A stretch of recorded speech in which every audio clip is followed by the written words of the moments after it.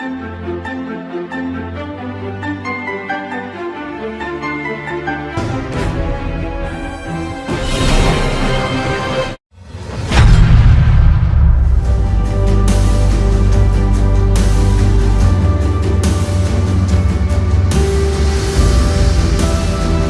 அழைத்த தெய்வம், என்னை ரட்சித்த தெய்வம், என்னை அபிஷேகித்த தெய்வம், என்னை பேர் சொல்லி அழைத்த தெய்வம் என் கூட இருந்து எனக்காக யுத்தம் பண்ணுகிறார்.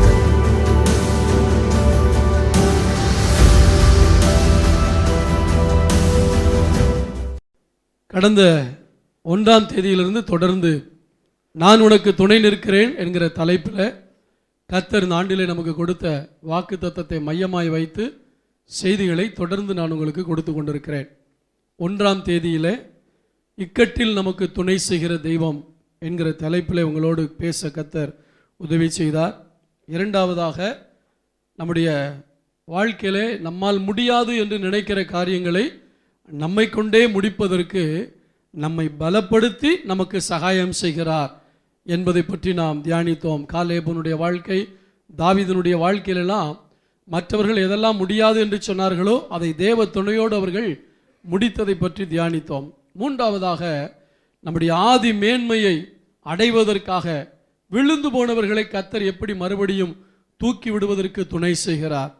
நான் விழும்படி நீ என்னை கீழே தள்ளினாய், கர்த்தரோ எனக்கு உதவியாய் இருந்தார் என்று சொன்னபடி விழுந்து போன நிலையில் இருக்கிறவர்களை, பின்மாற்றத்தில் இருக்கிறவர்களை தேவன் எப்படியெல்லாம் உயர்த்துகிறார், ஆதி மேன்மை என்ன, அந்த மேன்மைக்கு எப்படியெல்லாம் உயர்த்துகிறார் என்பதை பற்றி நான் உங்களோடு கூட பகிர்ந்து கொண்டேன். 4வது வாரத்தில் 4வது செய்தியாக நம்முடைய அவிசுவாசம் நீங்கி விசுவாசத்தில் வளருவதற்கு எப்படி உதவி செய்கிறார் என்பதை பற்றி உங்களோடு கூட பேசினேன். 5ஆவதாக நம்முடைய பலவீனத்தில் நமக்கு உதவி செய்து ஜெப வாழ்க்கையில் எப்படி பரிசுத்த ஆவியானவர் நமக்கு உதவி செய்கிறார் என்பதை பற்றி உங்களோடு பேசினேன். இன்றைக்கு இதே தலைப்பில் 6வது செய்தியாக பார்ட் 6 நம்முடைய வாழ்க்கையில் யுத்தத்தில் நமக்கு உதவி செய்கிற தெய்வம். எல்லாம் சொல்லுங்க பார்க்கலாம். யுத்தத்தில் நமக்கு உதவி செய்கிற தெய்வம். யுத்தம் என்பது நம்முடைய வாழ்க்கையில் நாம் சந்திக்கிற போராட்டங்கள், பிரச்சனைகள், இவைகள் தான் நம்முடைய வாழ்க்கையில் யுத்தங்கள் என்று அழைக்கப்படுகிறது. பழைய ஏற்பாட்டில் எழுத்தின்படி யுத்தம் நடந்தது. ஆயுதங்களை கையில் எடுத்தார்கள், எதிரிகளோடு சண்டை போட்டார்கள், அவர்கள் எதிரிகளுடைய தலையை வெட்டினார்கள், ஈட்டியிலே குத்தினார்கள், ஆண்டவர் அவர்களோடு கூட இருந்தார் என்று பார்க்கிறோம். பழைய ஏற்பாட்டில் பலவிதமான யுத்தங்கள் நடந்தது. புதிய ஏற்பாட்டில் இருக்கிற நம்முடைய வாழ்க்கையிலும் நமக்கு வெளியே நடக்கிற யுத்தங்களும் உண்டு, நமக்கு உள்ளே நடக்கிற யுத்தங்களும் உண்டு. இன்றைக்கு 2 யுத்தங்களை பற்றி உங்களோடு கூட நான் உங்களுக்கு சொல்ல ஆசைப்படுகிறேன். கர்த்தருக்கு ஸ்தோத்திரம் உண்டாதாக. தனக்கு எதிராக 10 லட்சம் காலாட்களோடு சண்டை போட வந்த ஒருவனுக்கு எதிராக கொஞ்சம் ஆட்களை வைத்து கொண்டு இருக்கிற ஒரு ராஜா ஆண்டவரிடத்திலே ஜெபிக்கிறார். 2 நாளாகமத்தின் புத்தகம் 14ஆம் அதிகாரம் 11ஆம் வசனத்தை வாசிக்கலாம். ஆசா தன் தேவனாகிய கர்த்தரை நோக்கி கூப்பிட்டு, கர்த்தாவே, பலமுள்ளவனுக்காகிலும் பலனற்றவனுக்காகிலும் உதவி செய்கிறது உமக்கு லேசான காரியம். எங்கள் தேவனாகிய கர்த்தாவே, எங்களுக்கு துணை நில்லும். அதாவது எங்கள் தேவனாகிய கர்த்தாவே எங்களுக்கு உதவி செய்யும். ஆண்டவரே, எனக்கு விரோதமாக 10 லட்சம் ஆட்களோடு எதிரி வந்திருக்கிறார். ஆனால் என்னிடத்துல கொஞ்சம் ஜனங்கள் தான், சில லட்சம் ஆட்கள் தான் இருக்காங்க. அவங்களோட எதிர்த்து நிற்க எங்களால் முடியலை. அவங்க பலவான்களாக இருக்காங்க, நாங்கள் பலவீனர்களாக இருக்கிறோம். ஆனால் நீங்கள் எப்படிப்பட்ட தெய்வம்னா, பலம் உள்ளவனுக்கும் நீங்கள் உதவி செய்ய முடியும், பலம் இல்லாதவனுக்கும் நீங்கள் உதவி செய்ய முடியும் அப்படின்னு சொல்லிட்டு சொல்கிறான். ஆண்டவரே, அது உமக்கு லேசான காரியம். எங்கள் தேவனாகிய கர்த்தாவே எங்களுக்கு அப்படின்னு அர்த்தம். இந்த யுத்தத்தில் நான் வெற்றி பெறுறதுக்கு எனக்கு ஹெல்ப் பண்ணுங்க ஆண்டவரே. வாழ்க்கையிலே வருகிற யுத்தத்தில் ஆண்டவரை உதவிக்கு கூப்பிடணும். ஆண்டவரே, யுத்தம் வருமா? வாழ்க்கையில் யுத்தம் வரத்தான் செய்யும். ஆனால் யுத்தம் வரும் பொழுது ஆண்டவரை உதவிக்கு கூப்பிடணும். எனக்கு ஏன் யுத்தம் வருது நம்ம யோசிக்க கூடாது. யுத்தம் வரும் பொழுது நாம் ஆண்டவரை சார்ந்து கொண்டு, தொடர்ந்து அந்த வசனத்தை வாசிங்க. எங்கள் தேவனாகிய கர்த்தாவே, எங்களுக்கு துணை நில்லும். உம்மை சார்ந்து உம்முடைய நாமத்தில் ஏராளமான இந்த கூட்டத்துக்கு எதிராக வந்தோம். எப்படி, எந்த தைரியத்தில் வந்தோம்? எதிரி எங்களை விட பலமுள்ளவன், ஆட்களில் பலமுள்ளவன், எண்ணிக்கையில பலம் உள்ளவன், அனுபவத்திலே பலம் உள்ளவன், அவனை எங்களால் ஜெயிக்க முடியாதுன்னு தெரியுது. ஆனாலும் ஏதோ ஒரு குருட்டு நம்பிக்கையில் நாங்கள் எதிராக வந்துட்டோம்.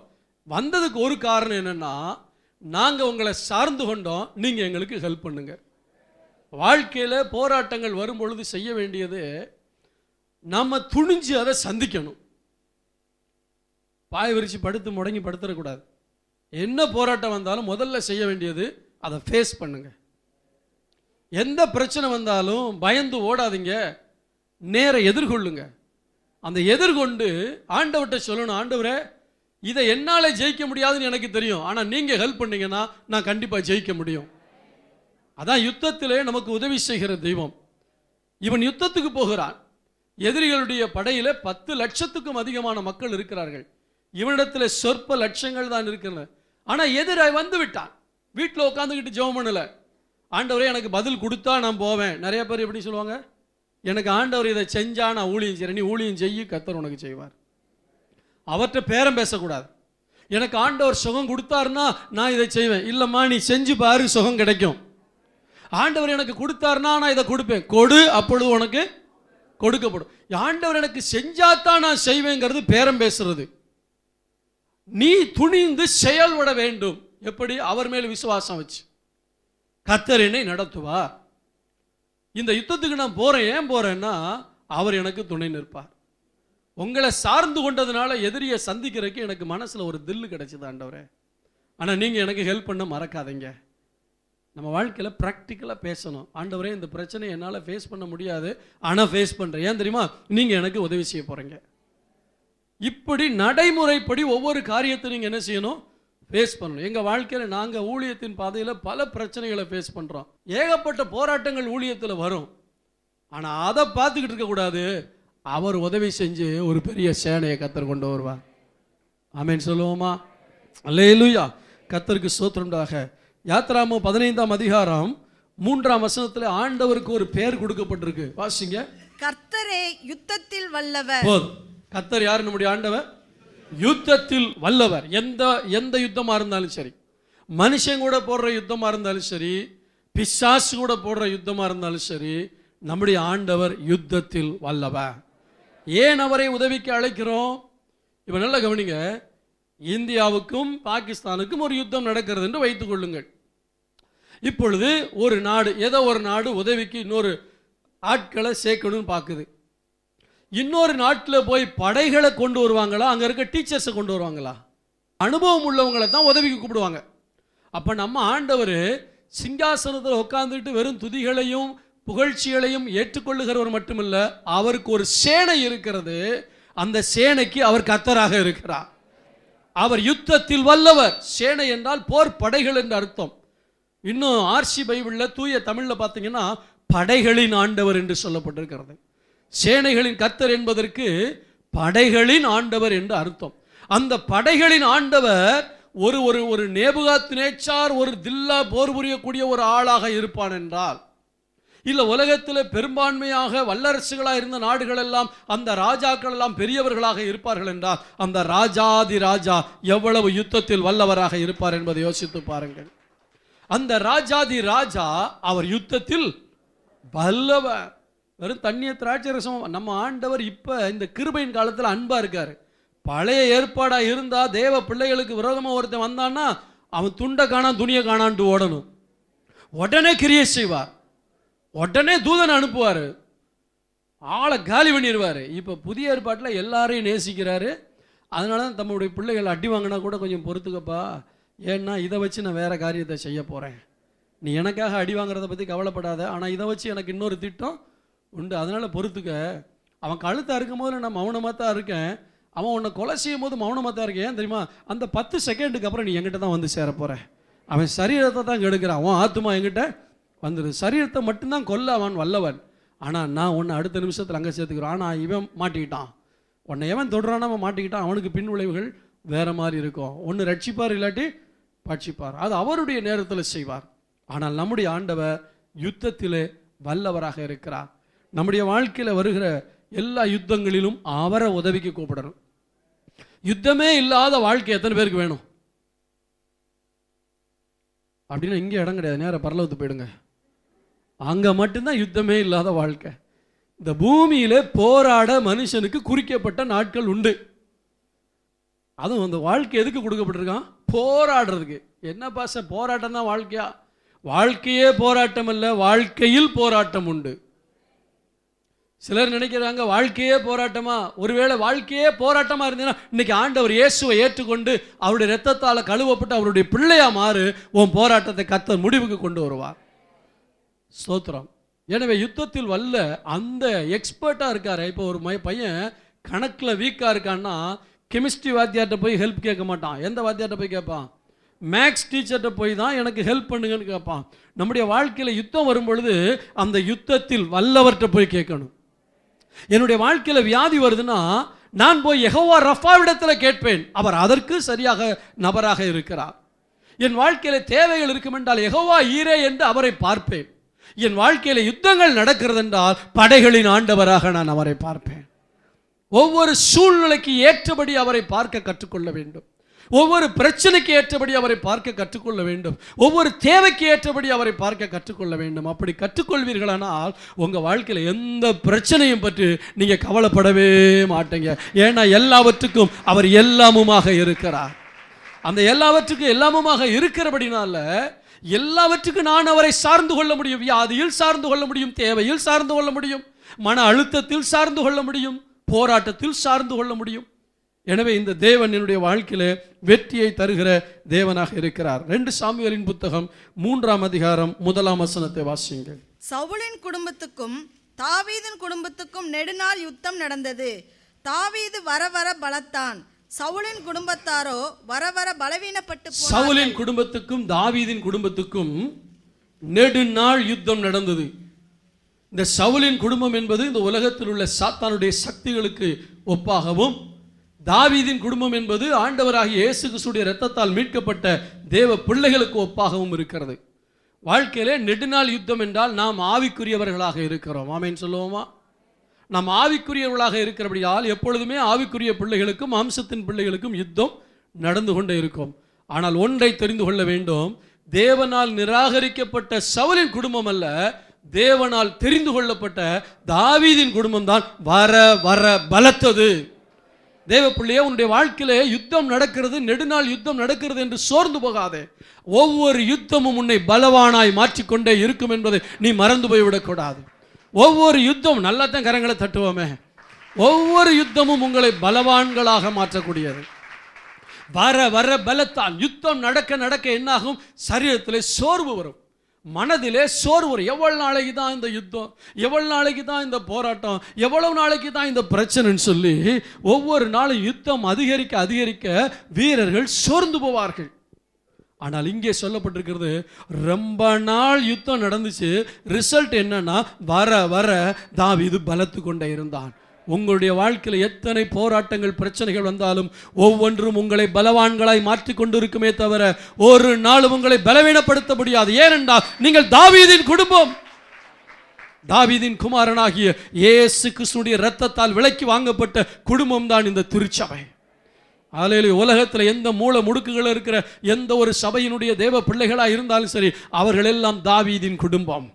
நீங்கள் நானும் தாவீதின் குடும்பமாக இருக்கிறதுனால அந்த தாவீதின் குடும்பத்துக்கு எதிரான ஒரு சவுலின் குடும்பம் இருக்கத்தான் செய்யும்.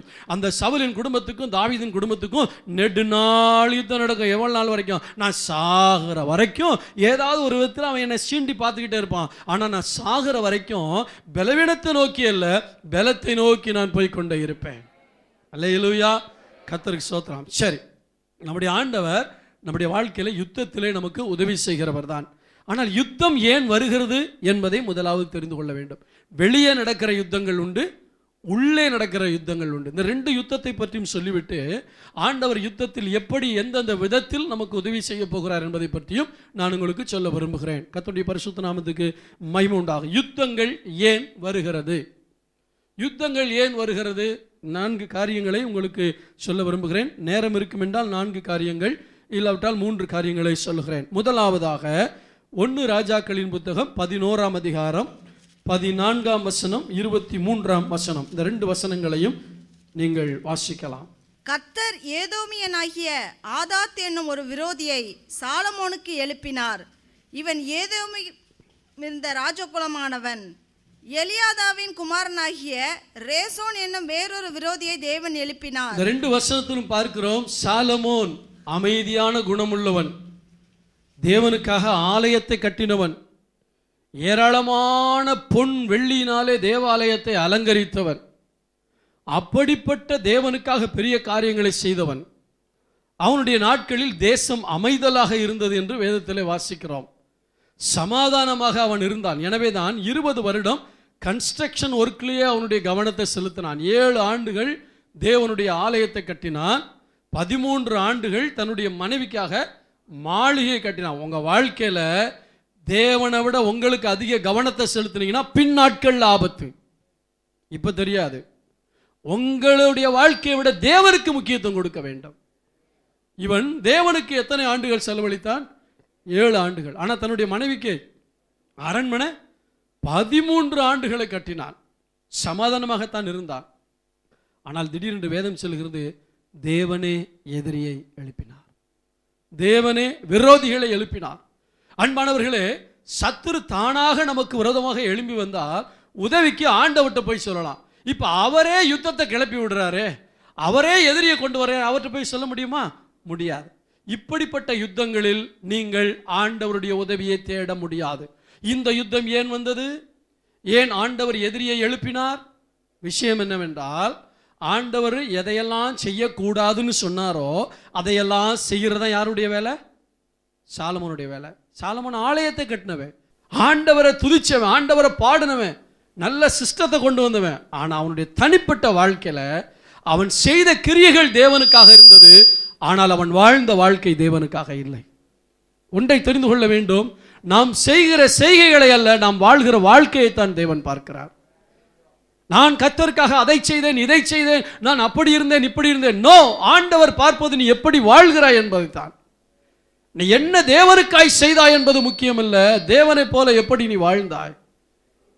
இவன் ஆடம்பரமாக வாழ்ந்தான். நீங்க பிரசங்கின் புத்தகம் 2ஆம் அதிகாரத்தை படிச்சு பார்த்தீங்கன்னா அவன் எவ்வளவெல்லாம் ஆடம்பரமாக வாழ்ந்தான். அவன் மனசு மாம்சம் விரும்பினதெல்லாம் செஞ்சான்.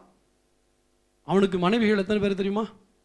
700 மனைவியும் 300 பாவிப்பை. அதுக்கப்புறம் சொல்றேன், என் மனம் இன்னும் உன்னை தேடுதுன்னு. இவனுடைய வாழ்க்கையில தேவன் அவனை ஆசீர்வதித்தார், தேவன் அவனை ராஜாவாய் மாற்றினார், தேவன் அவனுக்கு ஞானத்தை கொடுத்தார், ஆளுகை செய்வதற்குரிய சக்தியை கொடுத்தார். ஆனா இப்ப ஆண்டவர் என்ன செஞ்சிட்டாரு? எதிரியை எழுப்ப. தேவ பிள்ளைங்க நல்லா கவனிங்க, தேவனே நம்ம வாழ்க்கையில சில நேரத்தில் போராட்டத்தை எழுப்பி விட்டுருவாரு. ஆண்டவரே இந்த போராட்டம் எப்பப்பா தீரும்? அவர் கண்டுக்க மாட்டார். இந்த போராட்டத்துக்கு காரணமே நான் தான். நீ எங்கிட்ட அடிக்கிற வேண்டிய போய் அடைக்கல தேடலாமா? முடியாது. உனக்கு எதிரி எழுப்பி விட்டதை நான் தான். பக்கத்து வீட்டுக்காரன் எப்போ பார்த்தாலும் என்கிட்ட சண்டை ஓட்டிட்டு இருக்க, ஆண்டவரை நான் தான் எழுப்பி விட்டேன். ஏன்? உன் ஆவிக்குரிய வாழ்க்கை சரியில்லை, அதை சரி பண்ணுறதுக்கு தான் எழுப்பினேன். ஆண்டவரை எப்போ பார்த்தாலும் போராட்டம், ஆண்டவரை கண்டுக்கவே மாட்டார். ஏன்னா அதை எழுப்பி விட்டதே யார் தான்? அவர் தான். யோசிக்கணும், உங்கள் வாழ்க்கையில் போராட்டம் எதனால வருதுன்னு யோசிக்கணும். ஏன் தெரியுமா? அந்நிய ஸ்திரீகளை விவாகம் பண்ணக்கூடாதுன்னு ஆண்டவர் சொன்னார். இவன் அந்நிய ஸ்திரீகளை விவாகம் பண்ணினான். அதிகமான குதிரையை சேர்க்காதன்னு சொன்னார், சேர்த்தான். பொண்ணை வெள்ளியும் சேர்க்காதன்னாரு, சேர்த்தான். எதெல்லாம் சேர்க்கக்கூடாதுன்னு ஆண்டவர் சொன்னாரோ அதெல்லாம் சேர்த்தான். இதுக்கு பேர் தான் என்ன தெரியுமா? வீம்பு, திமிரு. இன்னைக்கு அநேகருக்குள்ள என்ன இருக்கு? வீம்பும் திமிரு. ஏன் தெரியுமா? எதை செய்யக்கூடாதுன்னு சொல்றாங்களோ அதை செஞ்சு வெறுப்பேற்றுவோம். இவன் யாரை வெறுப்பேத்துனா? ஆண்டவரை. ஆண்டவரை வெறுப்பேற்றுறான். நல்ல கவனிங்க, எருசலேமுக்கு எதிரே இருக்கிற மலையில், இப்போ நான் இங்கே இருக்கேன், எனக்கு எதிரேன்னா அந்த சைடில், நான் பார்க்கும் இடத்தில், என்னுடைய பார்வை படுகிற இடத்தில் மோளேகுக்கு அவன் ஆலயத்தை கட்டுகிறான், தொழுகை கூடத்தை கட்டுகிறான். எங்க? எருசலேமுக்கு எதிராக. அந்த வசனத்தை வாசிப்போமா? 1 ராஜாக்களின் புத்தகம் 11ஆம் அதிகாரத்தில் 7ஆம் வசனத்தை வாசிங்க. அப்பொழுது சாலமோன் எருசலேமுக்கு எதிரான மலையிலே. ஐயா, எருசலேம் என்பது என்ன? மகாராஜாவின் நகரம், தேவன் வாசம் பண்ணுகிற ஸ்தலம், தேவன் தெரிந்து கொண்ட இடம். நான் இங்கே வாசம் பண்ணுவேன் என்று தேவன் தெரிந்து கொண்ட இடம். அங்கதான் ஆலயத்தையும் கட்டினான்.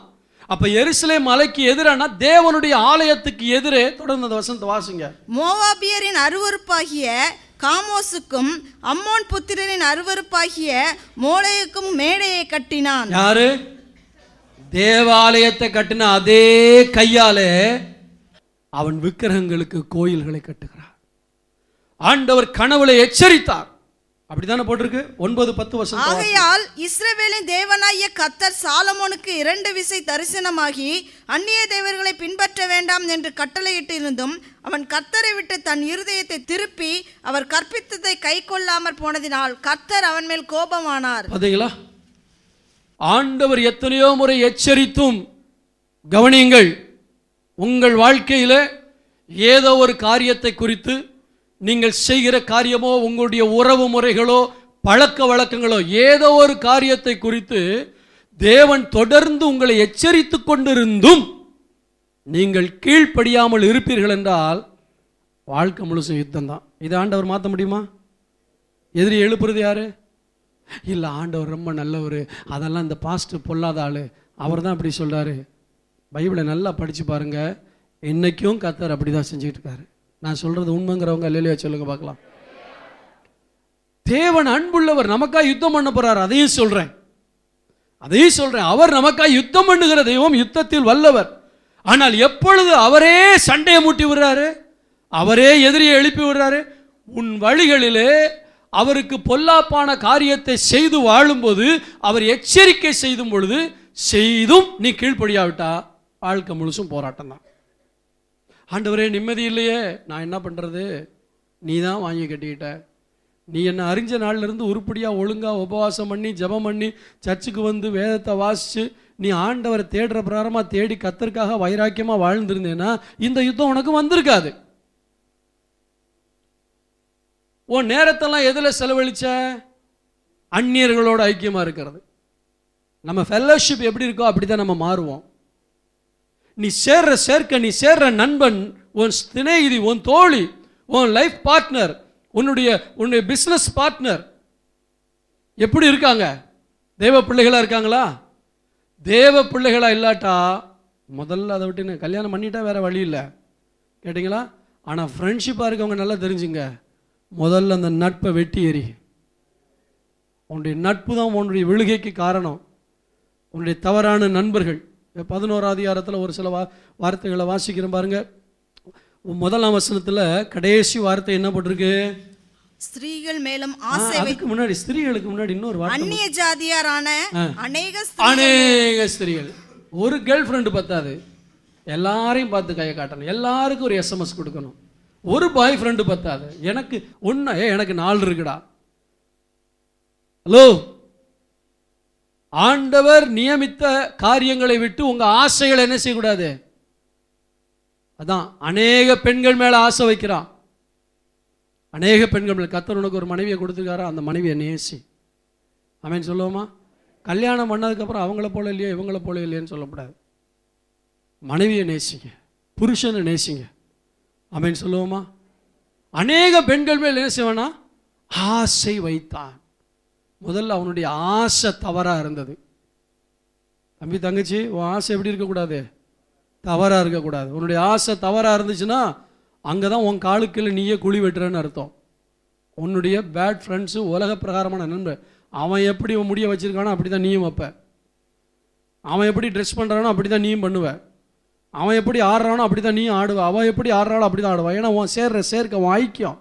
நீ கர்த்தருடைய பிள்ளைகளோட சேர்ந்தேன்னா உன் வாழ்க்கை வித்தியாசமாக மாறும். ஆசை வைத்தான் அநேக ஸ்திரீகளோடு. அடுத்து 2ஆம் வசனத்துடைய கடைசி வார்த்தை வாசிங்க. அவர்களோடு ஐக்கியமாயிருந்தான். அதுக்கு முன்னாடி அவர்கள் மேல் ஆசை வைத்து அவர்களோடு ஐக்கியமாயிருந்தான். முதல்ல அவன் ஆசைப்பட்டான், 2வது ஐக்கியமாயிட்டான். அங்கதான் ஆபத்து வருது. முதல்ல ஆசை வரும், அப்புறம் என்ன செய்வோம்? ஐக்கியமாயிடுவோம். அப்புறம் சர்ச்சு பிரேயர் நடக்குமே வியாழக்கிழமை, அதெல்லாம் இங்க இருக்க சந்தோஷம், இங்கே இருக்கிற ஜாலி, அங்கே என்ன இல்லை, அங்கே போர் அடிக்குது, செய்யாத அதை செய்யாத, அப்படி பண்ணாத இப்படி பண்ணாதன்னு தானே பாஸ்டர் சொல்லுவார். ஆனால் இங்கே எவ்வளோ ஜாலியாக இருக்குது. எப்பா ஐக்கியம் யாரு கூட இருக்கு? சகோதரனே சகோதரியே, உங்கள் ஐக்கியம் யாரோட இருக்கு? யுத்தம் ஏன் வருது? ஐக்கியம் சரியில்லைப்பா, ஐக்கியத்தை மாற்று. இன்றைக்கே ஒரு தீர்மானம் எடுங்க, ஆண்டவரே உங்களுக்கு பிடிக்காத ஐக்கியம் எனக்கு வேண்டாம், நான் வெளியே வர்றேன்னு தில்லா ஒரு தீர்மானம் எடுங்க. கர்த்தர் சூப்பராக உங்களை ஆசீர்வதிப்பார். அந்த விரோதியை உனக்கு நண்பனாக மாற்றிடுவார். அந்த யுத்தத்தை உனக்கு சமாதான காலமாக கர்த்தர் மாற்றிடுவார். ஒன்றே தவறான இடத்துல ஆசை வைக்காத. தவறான இடத்துல ஐக்கியம் வைக்காத. அடுத்து சொல்லப்பட்டிருக்குது 4ஆம் வசனத்துல 3ஆம் வசனத்தினுடைய கடைசி பகுதி, அதனுடைய ஸ்திரீகள் அவன் இருதயத்தை உன் இருதயத்தை கவர்ந்துருவாங்க. வழுவி போக பண்ணாங்கன்னு என்ன அர்த்தம்?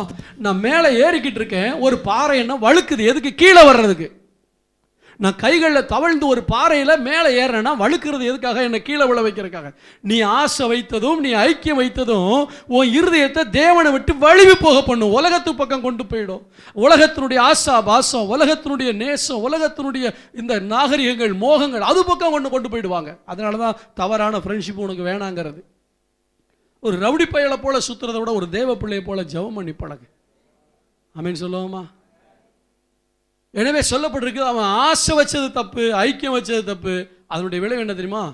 அவனுடைய இருதயத்தை வழுவி போக பண்ணினார்கள். 4ஆம் வசனத்துடைய கடைசி வார்த்தை, தன் தேவனாகிய கர்த்தரோடு உத்தமமாய் தாவீதின் இருதயத்தை போல அவன் இருதயம் கர்த்தரை விட்டு விலகிருச்சு. ஹலோ, உன் சரீரம் இங்கே இருக்கிறது முக்கியம் இல்லை, உன் இருதயம் கர்த்தரோடு இருக்கா? வார வாரம் வந்து சர்ச்சில் வந்து ஆஜராகிட்டு போகிறது முக்கியம் இல்லை. ஒவ்வொரு நாளும் ஒவ்வொரு நிமிடமும் என் ஆண்டவரோடு என் இருதயம் ஒன்றா இருக்கணும். ஒரு அல்லேலூயா சொல்லுங்க பார்க்கலாம். என் இருதயம் ஆண்டவரோடு ஒன்றா இருக்கணும். யார்ப்பா உன் இருதயத்தை வலிவு போக பண்ணுறது? சகோதரனே சகோதரியே, யார் உன் இருதயத்தை வலிவு போக பண்ணுகிறது? அந்த ஐக்கியத்தை விட்டு இன்னைக்கு வெளியே வா. கொஞ்ச நாளில் வலிவு போகிற இருதயம் என்ன செய்யணும்? தேவனோடு உத்தமமாக இருக்காது. சரீரம் வரும், கண்ணு ஆராதனையை பார்க்கும், வாய் பாட்டு பாடும், ஆனால் இருதயம் தூரமாக இருக்காது. தான் ஆண்டவர் சொன்னார், இந்த ஜனங்கள் உதடுகளினாலே என்னை கனம் பண்ணுகிறார்கள், ஆனால் அவங்க இருதயம் வேற எங்கேயோ இருக்குப்பா, வேற எங்கேயோ இருக்கு இருதயம். இன்னைக்கு ஆண்டவர் சொல்கிறார், வாழ்க்கையில் யுத்தத்துக்கு காரணம் புரியுதா? போராட்டத்துக்கு காரணம் புரியுதா? ஊழியக்காரன் வந்து தலையில் கையை வச்சு ஜெபிக்கிறதுனால யுத்தம் போகாது. நீ எடுக்கிற தீர்மானத்தில் தான் யுத்தம் நிற்கும். எவ்வளோ பெரிய ஊழியக்காரன் வந்து ஜெபம் பண்ணாலும் இந்த யுத்தம் தீராது. நீ என்னைக்கு முழங்கால் படிட்டு, ஆண்டவரே என்னுடைய தவறான ஐக்கியத்தை விட்டு வெளியே வருகிறேன், தவறான ஆசைகளை விட்டு வெளியே வருகிறேன், என் இருதயத்தை உமக்கு நேராக்குகிறேன் என்று சொல்றீங்களோ, அந்த நிமிஷத்திலிருந்து யுத்தம் நிற்கும். ஆமீன் சொல்லுவோமா? அடுத்து பாருங்க, கர்த்தரின் பார்வைக்கு பொல்லாப்பானதை செய்தான். கர்த்தரின் பார்வைக்கு இப்போ என்ன, அவனுக்கு என்ன தைரியம் வந்துருச்சு? ஆண்டவருடைய பார்வைக்கு எது தவறுன்னு தெரியுதோ துணிகரமாய் செய்கிறான். இதுக்கு பேர் என்னது? துணிகரமான பாவம். இதுக்கு தான் சொல்றேன், எங்க ஆரம்பிக்குது? உன் ஆசையில் ஆரம்பிக்குது. உன் ஆசை சரியான ஆசையா இல்லாட்டா உன் ஐக்கியம் தவறா மாறிடும். ஐக்கியம் தவறா மாறிட்டுனா இருதயம் வழுவி போகும். இருதயம் வழுவி போச்சுன்னா தேவனை விட்டு தூரம் ஆயிடும். தேவனை விட்டு தூரம் ஆயிடுச்சுன்னா துணிகரமா நீ பாவம் செஞ்சிடுவ. ஏன்? கர்த்தருடைய பார்வைக்கு பொல்லாப்பான. இதே சாலமோன் ஒரு காலத்தில் ஜெபிக்கும் பொழுது அந்த ஜெபம் ஆண்டவருடைய உள்ளத்துக்கு ஏற்ற ஜெபமா இருந்தது. எப்பா, நீ ஏற்கனவே நல்ல ஜெபம் பண்ண ஆளுப்பா, நீ ஆண்டவருக்கு பிரியமா வாழ்ந்து வந்த, அதனாலதான் கர்த்தர் உன்னை திரும்ப கொண்டு வர்றதுக்காக எதிரிகளை எழுப்புறாரு. உன்னை அடிச்சு நொறுக்கிறதுக்காக இல்ல, உன்னை அடிச்சு இழுக்கிறதுக்காக. ஆண்டவர் அடிக்கிறதெல்லாம் நமக்கு நஷ்டம் வர்றதுக்காக இல்லை, நம்ம மனம் திரும்புறதுக்காக. அவன் துணிகரமா பாவம் செய்கிறான். உகந்த ஜெபத்தை செய்தவன், ஆண்டவருக்கு பிரியமான ஜெபத்தை செய்தவன். ஒருவேளை இந்த காலவேளையில் கர்த்தர் உங்களோட பேசினார்னா, இந்த செய்தியை கேட்டுக்கிட்டு இருக்கும் போதே ஆண்டவர்கிட்ட பேசுங்க. ஆண்டவரே, என் உள்ளம் உடையுது, நான் உங்களுக்கு துரோகம் பண்ணிட்டேன். ஒரு காலத்தில் நான் எப்படி ஜெபம் பண்ணேன், உங்களுக்கு பிரியமான ஜெபத்தை பண்ணேன், ஆனால் துன்மார்க்கனுடைய ஜெபம் கர்த்தருக்கு அருவருப்பு. இப்போ நான் பாவம் செஞ்சுட்டு ஜெபம் பண்றேன், ஆனால் அந்த ஜெபம் கர்த்தருக்கு பிரியமான ஜெபமா இல்லை, அது அருவருப்பான ஜெபமா இருக்கு. மன்னிங்க ஆண்டவரேன்னு கேளுங்க. அடுத்து சொல்லப்பட்டிருக்கிறது 7ஆம் வசனத்தில் நீங்க பார்க்கும் பொழுது, அருவருப்பாகிய மேலகுக்கு மேடையை மோளகுக்கு மேடையை காட்டினான், அந்நிய ஜாதியரான தன் ஸ்திரீகள் எல்லாருக்காகவும் செய்தான். ஒவ்வொருத்திக்கும் ஒரு கோயிலை கட்டி கொடுத்துறான். முழு இஸ்ரவேலர்களுக்கும் ஒரு தேவாலயத்தை கட்டினவன் கண்ட ஜாதியிலிருந்து, கண்ட ஜாதி ஜனங்கள்லேருந்து அவன் கல்யாணம் முடிச்சான். பார்த்தீங்களா? ஒவ்வொருத்தி சொல்கிறான், என் சாமிக்கும் ஒரு கோயில் கட்டி கொடுங்களேன். சரி, என்ன பண்ணியிருப்பா? அப்படியே தடவை கொடுத்துட்டே இருந்திருப்பா. எங்க எங்க எங்க எங்க எங்க அவன் தான் மயங்குற ஆளாச்சே. நீ கர்த்தருடைய நேசத்தில் மட்டும்தான் மயங்கணும். ஆமீன் சொல்லுவோமா? கர்த்தருடைய அன்புல மட்டும்தான் நீ மயங்கணும்.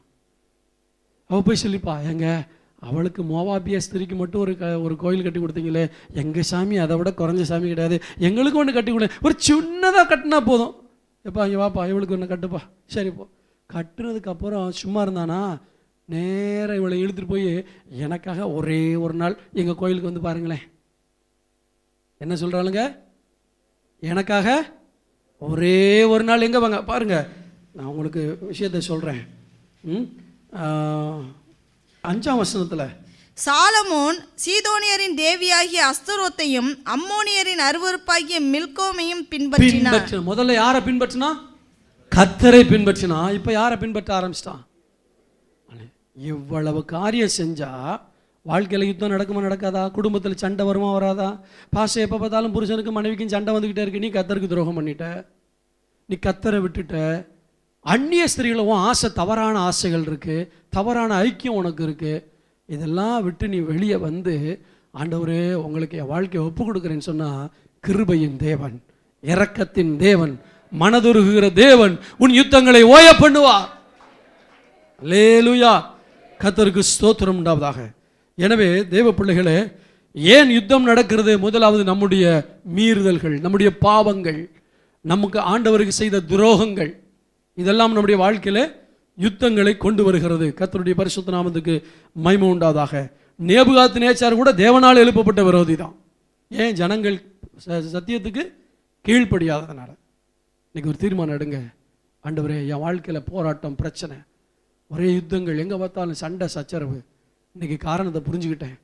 இதுக்கு ஜெபம் பண்ணி பிரயோஜனம் இல்லை, மனம் திரும்புறது தான். இந்த யுத்தம் மாறணும்னா ஜெபம் பண்ணால் பத்தாது, மனம் திரும்பிட்டு ஜெபம் பண்ணணும். யுத்தத்தை மாற்றுங்க ஆண்டவரேன்னு சொன்னால் கேட்க மாட்டார். ஆண்டவரே நான் மாறுறேன் ஆண்டவரேன்னு சொல்லுங்கள், யுத்தம் மாறிடும். நீங்கள் மாறினா பக்கத்தில் உங்களை பார்த்துக்கோங்க, நீங்கள் மாறினா யுத்தம் மாறும்னு சொல்லுங்கள். நல்லா சொல்லுங்கள், பக்கத்தில் பார்த்து சொல்லுங்கள், நீங்கள் மாறினா யுத்தம் மாறும்.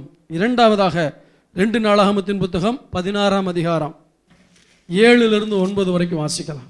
அக்காலத்திலே ஞான திருஷ்டிக்காரனாகிய அனானி யூதாவின் ராஜாவாகிய ஆசாவினிடத்தில் வந்து அவனை நோக்கி, நீர் உம்முடைய தேவனாய கர்த்தரை சார்ந்து கொள்ளாமல் சீரியாவின் ராஜாவை சார்ந்து கொண்டபடியினால் சீரியா ராஜாவின் இராணுவம் உமது கைக்கு தப்பி போயிற்று. மிகவும் ஏராளமான ரதங்களும் குதிரை வீரரும் உள்ள எத்தியோப்பியரும் லூபியரும் மகா சேனையாய் இருந்தார்கள் அல்லவா? நீர் கர்த்தரை சார்ந்து கொண்ட போதவெனில் அவர்களை உமது கையில் ஒப்பு கொடுத்தாரே. தம்மை பற்றி உத்தம இருதயத்தோடு இருக்கிறவர்களுக்கு தம்முடைய வல்லமையை விளங்க பண்ணும்படி கர்த்தருடைய கண்கள் பூமி எங்கும் உலாவிக் கொண்டிருக்கிறது. இந்த விஷயத்தில் மதியில்லாதவராய் இருந்தீர், ஆகையால் இது முதற்கொண்டு உமக்கு யுத்தங்கள் நேரிடும் என்றான். ஊழியக்காரனை வச்சு ஆண்டவர் என்ன சொல்றாருன்னா, உன் யுத்தம் தீரும்னு சொல்லல, இன்னையிலிருந்து உனக்கு யுத்தம் ஆரம்பிக்க போதுங்கிறாரு. ஏன்? இந்த ஆசா தான் ஒரு காலத்தில் எப்படி ஜெபம் பண்ண தெரியுமா? ஆண்டவரே, பலமுள்ளவனுக்காகிலும் பலனற்றவனுக்காகிலும் உதவிகள் செய்வது உமக்கு, எங்கள் தேவனாகிய கர்த்தாவே எங்களுக்கு துணை நில்லும். அந்த ஏராளமான கூட்டத்துக்கு விரோதமாக நாங்கள் வந்தோம். அப்படி ஒரு காலத்தில் கர்த்தரை சார்ந்து யுத்தத்தில் ஜெயம் அடைந்தவன் இப்போ இடையில யாரை சார்ந்துக்கிட்டான் தெரியுமா? மனுஷனை சார்ந்துக்கிட்டான். நீ ஆரம்பத்தில் கர்த்தர் மேலே பற்றுதலாக இருந்தையே, அந்த பற்று கடைசி வரைக்கும் இருக்கணும். நீ ஆரம்பத்தில் கர்த்தர் மேலே வைராக்கியமாக இருந்தாயே, அந்த வைராக்கியம் கடைசி வரைக்கும் இருக்கணும். இவன் ஆரம்பத்தில் வைராக்கியமாக இருந்தான், ஆண்டவர் தான் எனக்கு செய்வார், எதை பற்றியும் கவலைப்படலை. 10 லட்சம் ஜனங்கள் எதிராக வந்தார்கள், அதை பற்றி கவலைப்படலை. ஆண்டவர் காப்பாற்றுவார் இருந்தான், கர்த்தர் காப்பாற்றினார். இப்போ ஏன் தெரியுமா அப்படி நடந்துச்சு? 16:2 வாசிங்க. அப்பொழுது ஆசா கர்த்தருடைய ஆலயத்திலும் ராஜாவின் அரண்மனையும் உள்ள பொக்கிஷங்களிலும் உள்ள வெள்ளியும் பொன்னும் எடுத்து தமஸ்குவில் வாசம் பண்ணுகிற பென்னாதாத் என்னும் சீரியாவின் ராஜாவின் இடத்திற்கு அனுப்பி. ஹலோ, நல்லா கவனிங்க. துட்டு கொழுத்து போச்சு. கையில் காசு இல்லாதப்ப யாரை நம்பினோம்? ஆண்டவரை நம்பினா. கொஞ்சம் துட்டு வந்தாலுமே கூட என்ன வரும்? நீங்களே சொல்லுங்கள். பணம் வந்தால் என்ன வரும்? திமிரு. அதான் என்ன வருது? திமிரு வரும். பணம் ஒரு நாள் நமக்கு என்ன கொண்டு வந்துடக்கூடாது? ஐயோ, பணத்தை போல பொல்லாதது ஒன்றுமே கிடையாது. ஆண்டுடைய கிருபையினால எங்கள் குடும்பத்தில் யாருக்குமே பண ஆசை கிடையாது. இல்லையா? சொல்லுவோமா? இருந்தால் கர்த்தருக்காக இன்னும் செலவழிப்போங்கிற எண்ணத்தை தான் கர்த்தர் எங்களுக்கு கொடுத்துருக்காரே தவிர எங்களுக்கு சேர்த்து வைக்கணுங்கிற எண்ணத்தை கர்த்தர் கொடுக்கல. பணத்தை போல, பணம் எல்லாத்துக்கும் உதவும், ஆனால் அதுதான் பொல்லாதது. பாருங்க, ஆரம்பத்தில் ஒரு பெரிய யுத்தம் வந்தபோது ஆண்டவரை சார்ந்து கொண்டான், கர்த்தர் யுத்தத்தில் ஜெயம் கொடுத்தார். இப்போ பார்க்குறான், இன்னொரு யுத்தம் வருது.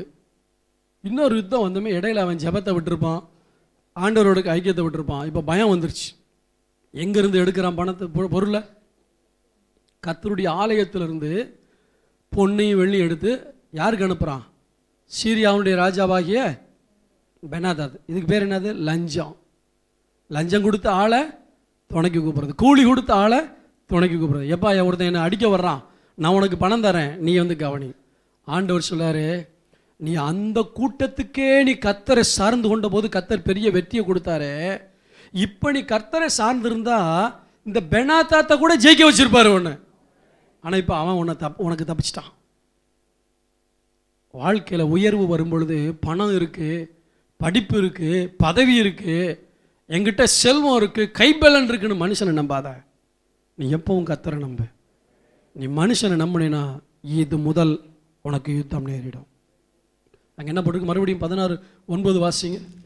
தம்மை பற்றி உத்தம இருதயத்தோடு இருக்கிறவர்களுக்கு தம்முடைய வல்லமை விளங்க பண்ணும்படி கர்த்தருடைய கண்கள் பூமி எங்கும் உலாவிக் கொண்டிருக்கிறது. இந்த விஷயத்தில் மதியில்லாதவராயிருந்தீர், ஆகையால் இது முதற்கொண்டு உமக்கு யுத்தங்கள் நேரிடும் என்றான். அதாவது அவருடைய அர்த்தம் என்ன தெரியுமா? என் கண்ணு பூமி முழுசும் உலாவிக்கிட்டே இருக்கு. வாழ்க்கையில் பூமியில் இருக்க எல்லாருக்குமே யுத்தங்கள் உண்டு. யாரெல்லாம் யுத்தத்தில் என்ன தேடுறாங்களோ அவங்களுக்காக யுத்தம் பண்ணுறதுக்கு, என் வல்லமையை விளங்க பண்ணுறதுக்கு நான் சுற்றிக்கிட்டே இருக்கேன். ஆனால் இதில் நீ முத்தி இல்லாமல் போயிட்டேப்பா. உங்கள் வீட்டில் கர்த்தருடைய கண் சுத்துதா இல்லையா? நீ சந்திக்கிற பிரச்சனையில் உனக்கு உதவி செய்யறதுக்கு கர்த்தர் வராரா இல்லையா? கர்த்தரை பாரு. நீ கர்த்தரை சார்ந்து கொண்டேனா கடைசி வரைக்கும் கர்த்தர் உனக்கு உதவி செய்வான். இவன் ஒரு காலத்தில் கர்த்தரை சார்ந்து ஜெயம் எடுத்த அனுபவம் உள்ளவன். பணம் கைக்கு வரும்பொழுதுதான் தாழ்மை நமக்குள்ள வரணும். பணம் கைக்கு வரும்பொழுதுதான் ஆண்டவரை இன்னும் அதிகமாக நேசித்து பழகணும். நான் முன்பு சொன்ன அதே உதாரணத்தை இந்த நேரத்துக்கு ஒத்து வர்றதுனால சொல்கிறேன். முதல் முறையா 2010 வருஷத்தில் நினைக்கிறேன், முதல் முறையாக நான் சவுதி அரேபியாவுக்கு போனேன். சவுதி அரேபியாவில் அதுக்கு முன்னாடி பல இடங்களுக்கு போனேன். ஆனால் 2010 நான் சவுதி அரேபியாவுக்கு போனேன். 1 மாதம் ஊழியம் செஞ்சேன். எனக்கு கிடைச்ச காணிக்கையெல்லாம் பார்த்தா 1 லட்சம் ரூபா இருந்தது. 1 லட்சம் ரூபாய்க்கு மேலே என் கையில் எனக்குன்னு ஆண்டவர் கொடுத்த 1 லட்சம் ரூபாயை என் வாழ்க்கையில் அன்னைக்கு தான் முதல் முறையாக பார்க்குறேன். ஏன்னா ஆரம்ப நாட்களில் ஊழியத்தில் காணிக்கப்பட்ட திறந்து பார்த்தா 5 ரூபா இருக்கும், இல்லாட்டி 10 ரூபா இருக்கும். அந்த வாரம் முழுசுக்கும் அந்த 5 ரூபா தான், இல்லாட்டி அந்த 10 ரூபா தான். சில வாரங்களில் 15 ரூபா 20 ரூபா இருக்கும். அந்த வாரம் யார்கிட்டையும் நம்ம அங்கே போய் கடன் கேட்டதில்லை. ஜெபம் பண்ணுவோம், கர்த்தர் அற்புதம் செஞ்சுருக்கார். அற்புதத்தில் தான் நாங்கள் வாழ்ந்திருக்கோம். அப்படிப்பட்ட நேரத்தில் 1 லட்சத்தை நான் பார்க்கும்போது எப்படி இருந்திருக்கோம்? எண்ணி பார்க்குறேன், அந்த சவுதி அரேபியா பணம் நம்ம நாட்டுக்கு கன்வெர்ட் பண்ணி பார்த்தா 1,20,000 என்னமோ வந்துச்சு. அப்படியே எடுத்து என்னுடைய பர்ஸில் இருந்த எல்லாத்தையும் எடுத்து அந்த கட்டிலில் முழங்கால் படிக்கிட்டு இந்த பர்ஸை தூக்கி அப்படி எறிஞ்சிட்டு சொன்னேன், இது இன்னைக்கு வந்தது ஆண்டவரே, ஆனால் நான் தாழ்வில் இருக்கும்போது நீங்கள் என்ன தேடி வந்தீங்க. நான் தாழ்வில் இருக்கும்போது நீங்கள் என்ன தேடி வந்தீங்க. இந்த பணம் இன்னைக்கு வந்தது, ஒரு நாளும் உங்களை மீறி பணம் என் பக்கத்தில் வராமல் என்னை காத்துக்கொள்ளுங்கன்னு ஜெபம் பண்ணேன். அதனால தான் என்னமோ ஆண்டவர் என்னை நம்பி பல இடத்துக்கு அனுப்புனார். இன்னைக்கு வரைக்கும் பணம் என் இருதயத்தை தொடவே இல்லை. அன்பானவர்களே, நம்முடைய வாழ்க்கையில் ஆண்டவர் ஏன் யுத்தங்களை வர பண்ணுகிறார்? நீ கர்த்தரை விட்டுறதுனால, உன் அறிவை பயன்படுத்துறதுனால, உன் பணத்து மேலே நம்பிக்கை வைக்கிறதுனால, உன் படிப்பு மேலே நம்பிக்கை வைக்கிற. படிப்பு நல்லது, பணம் நல்லது, பதவி நல்லது, ஆனால் அது மேலே நம்பிக்கை வைக்காதீங்க. யுத்தங்கள் நடக்கும். 2வது காரணம் தான், நீ மாம்சமானதை புயபலமாக்கி கொண்டு கர்த்தரை விடுவாயானால் உனக்கு யுத்தங்கள் நடக்கும். இந்த யுத்தத்தில் எனக்கு உதவி செய்ய நான் அவர்கிட்ட ஜெபம் பண்ண முடியுமா? முடியாது. ஏன்? எழுப்புறதை யார் தான்? இது முதல் உனக்கு யுத்தம் நடக்கும். அந்த வசனத்தை கடைசி பதி வாசிங்க.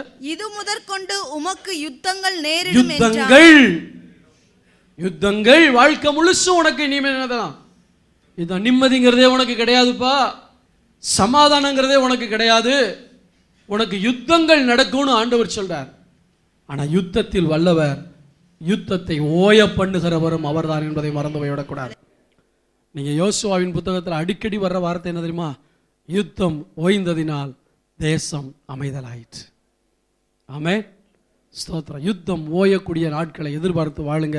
கர்த்தர் உங்களுக்கு உதவி செய்வார். கர்த்தருக்கு ஸ்தோத்திரம். அடுத்தபடியாக இரண்டாவதாக சொன்னேன், ஆண்டவரை சார்ந்து கொள்ளாமல் மனுஷர்களை சார்ந்து கொள்ளுகிறபடியால் நமக்கு யுத்தங்கள் நடக்கிறது.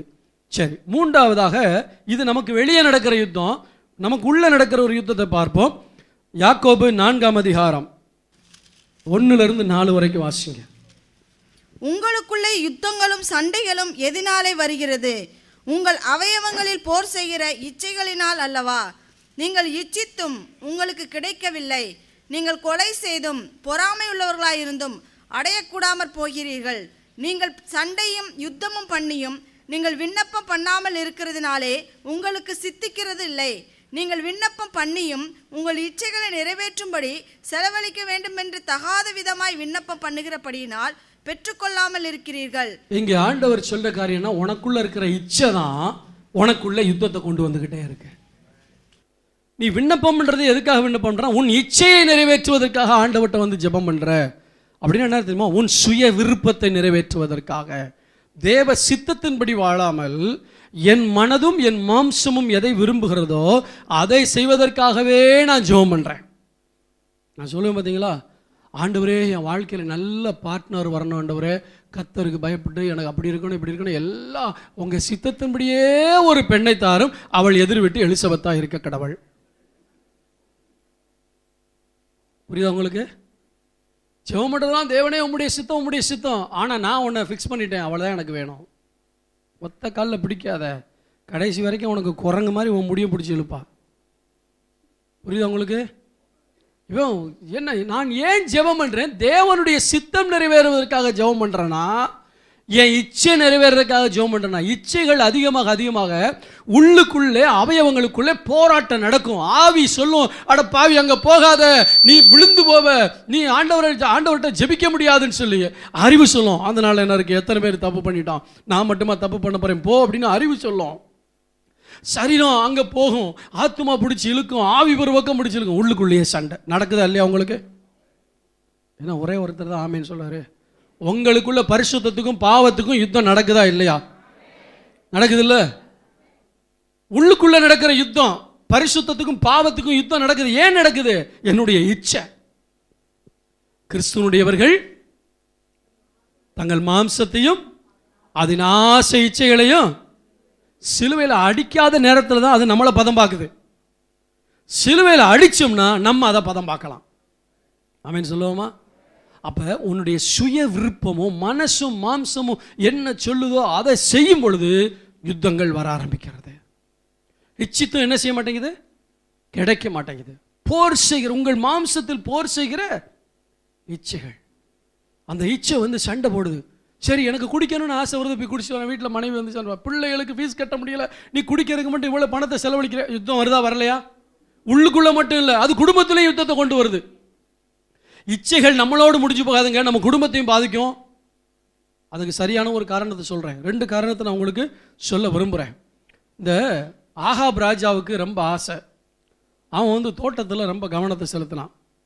அவன் வீட்டுக்கு பக்கத்தில் நாபோத்துன்னு சொல்லக்கூடிய ஒருத்தன் இருந்தான் இல்லையா? அவனுடைய கீரை, அவனுடைய சுதந்திர நிலம் அங்கே இருந்தது. எவ்வளவோ நிலம் இருக்கு. அந்த நிலத்தெல்லாம் விட்டுட்டு இவன் வீட்டுக்கு பின்னாடி இருக்கிறதுனால இதை நான் கீரை தோட்டமாக்க போகிறேன், அதை எனக்கு கொடுன்னு கேட்குறான். கொடுக்கலன்னு சொன்னமே ஒரு சின்ன பிள்ளை மாதிரி போய் ஓன்னு அழுதுகிட்டான் ராஜா. அவன் மனைவி கேட்குறேன், என்னப்பா அழுகிற அப்படின்ட்டு. இல்லை அவன் தரமாட்டேன்னு சொல்கிறான். அவன் என்ன தர்றது, நான் உனக்கு எடுத்து தரேன். 2 சாட்சிகளை ஏற்படுத்தி இவன் ராஜாவையும் தேவனையும் தூஷித்தான்னு சொல்லி கல்லறிஞ்சு கொள்ள விட்டு, வா அவன் செத்து போயிட்டான், எடுத்துக்க. உடனே எலியாவை ஆண்டவர் அனுப்புகிறார். அட பாவி, நீ நாபோத்தை கொன்று அவன் திராட்சை தோட்டத்தை எடுத்துக்கிட்டியா, நீ அதே மாதிரி சாக போகிற. நாய் உன் ரத்தத்தை நக்க போகுது. உன் மனைவி ஏசவேலுடைய ரத்தத்தை நாயே. யுத்தம் வருதா வரலையா? ஏன்? இச்சை இருக்கிறது போதுன்ட்டுல, கொடுக்கறத திருப்தியாக இருக்க கற்றுக்கொள்ளுங்க. இச்சைகள் ஏன் இச்சைகள் வருது? அடுத்தவங்களோட கம்பேர் பண்ணி பார்க்கறது. ஆமென் சொல்லுவோமா? கல்யாணம் பண்ணி வந்ததுக்கப்புறம் அவரை மாதிரி நம்ம வீட்டுக்காரர் இல்லையே, அவளை மாதிரி நம்ம வீட்டுக்காரர் இல்லையே. பிள்ளை பெற்றதுக்கப்புறம் அந்த வீட்டு பிள்ளையெல்லாம் நல்லா படிக்குது, நம்ம வீட்டு பிள்ளை படிக்க மாட்டேங்குது. கம்பேர் பண்ணி இருக்கிறதெல்லாம் போயிடுது. திருப்தியாக இருங்க. கர்த்தர் கொடுத்த புருஷனுக்காக, கர்த்தர் கொடுத்த மனைவிக்காக, கர்த்தர் கொடுத்த பிள்ளைகளுக்காக கர்த்தர் கொடுத்த சபைக்காக, கர்த்தர் கொடுத்த பாஸ்டுக்காக திருப்தியாக இருக்கணும். திருப்தி இல்லாமல் இருந்தீங்கன்னா உங்களுக்கு எங்கே திருப்தி இருக்கோ அந்த சர்ச். நான் தான் ஃப்ரீடம் கொடுக்குற ஆளாச்சு. இங்கேருந்து உயரம் எடுக்கிறத விட உனக்கு எங்கே போய் நல்ல சந்தோஷமாக ஆராதிக்கணும் தாராளமாக போங்கன்னு சொல்கிற ஆள் தானே நான். போகாத பிடிச்சி வைப்பேன் நான் சொல்கிறேன். எங்கே போகணுமோ அங்கே போயிட்டு வாங்க. போனதுக்கப்புறம் தான் தெரியும் இங்கே எவ்வளோ பசும் புல்ல மேய்றீங்கன்ட்டு. ஆமென் சொல்லுவோமா?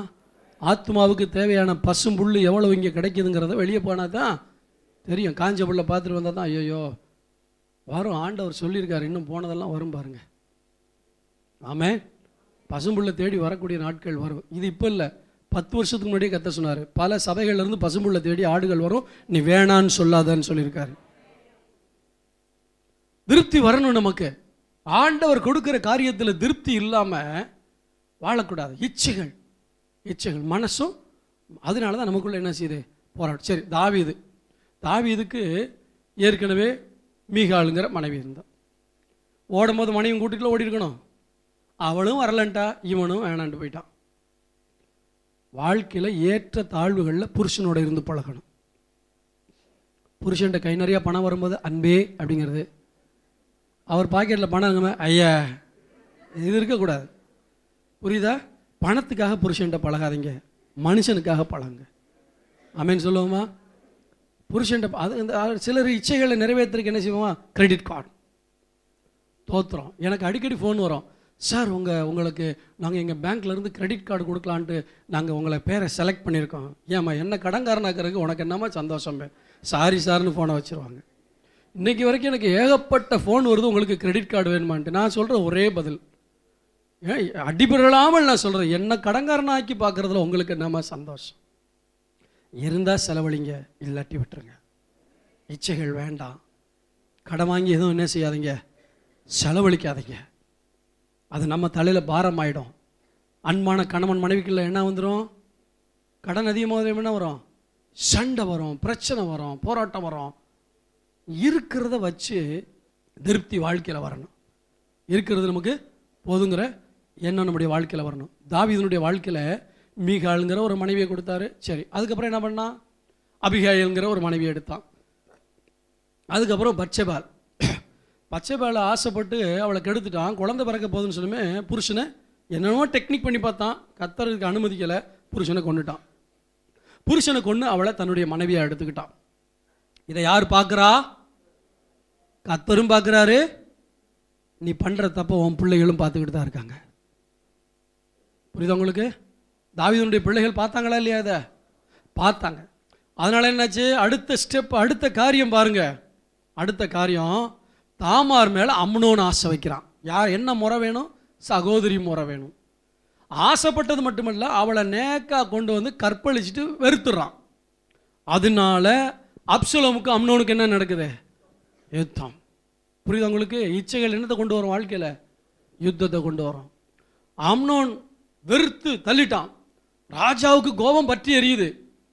ஆனால் இவன் அப்சலோம் என்ன சொல்லலாம்? சரி, இதை மனசில் வச்சுக்கிறாதா உன் சகோதரன் அப்படின்னு சொல்லிட்டு உள்ளத்தில் பகையை வச்சுக்கிறான். தயவு செய்து சொல்கிறேன், உள்ளத்துக்குள்ள பகையை வச்சுக்கிட்டு வெளியே நடிக்காதீங்க.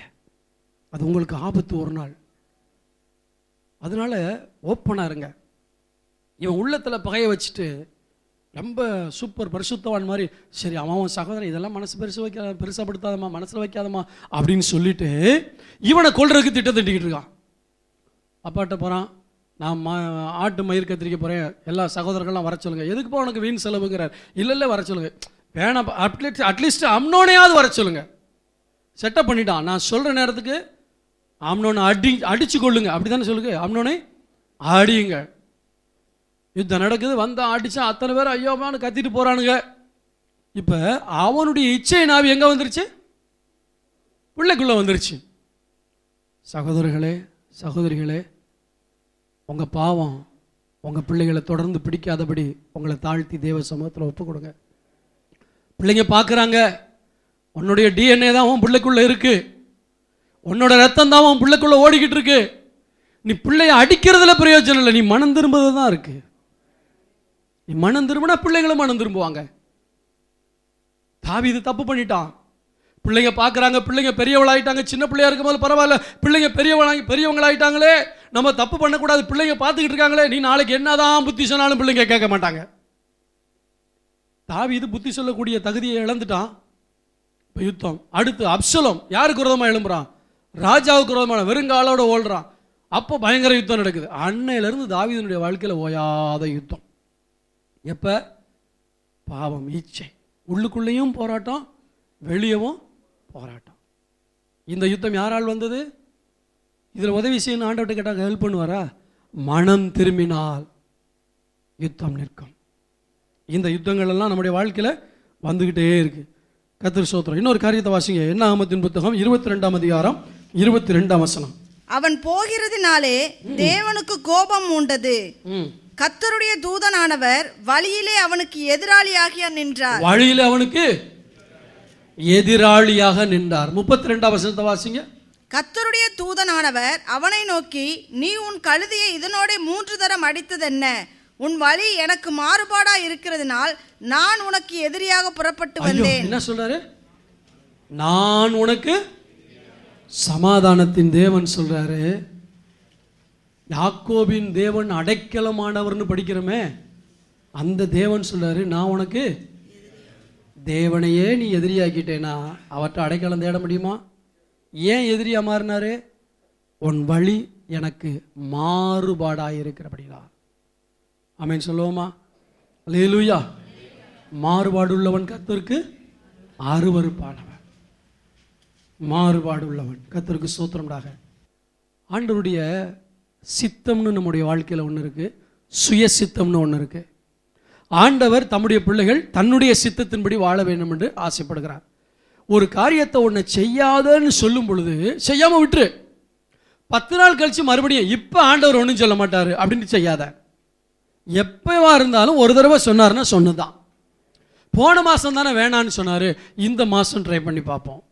பிள்ளையா இந்த ஜனங்களை ஜபிக்கிறதுக்காக போகிறான். ஆண்டவர் சொல்றாரு, இந்த ஜனங்களை சபிக்காத, இவங்க ஆசீர்வதிக்கப்பட்டவங்கன்னு சொல்லிட்டு அவங்களோட போக வேண்டாம் அப்படின்ட்டார்.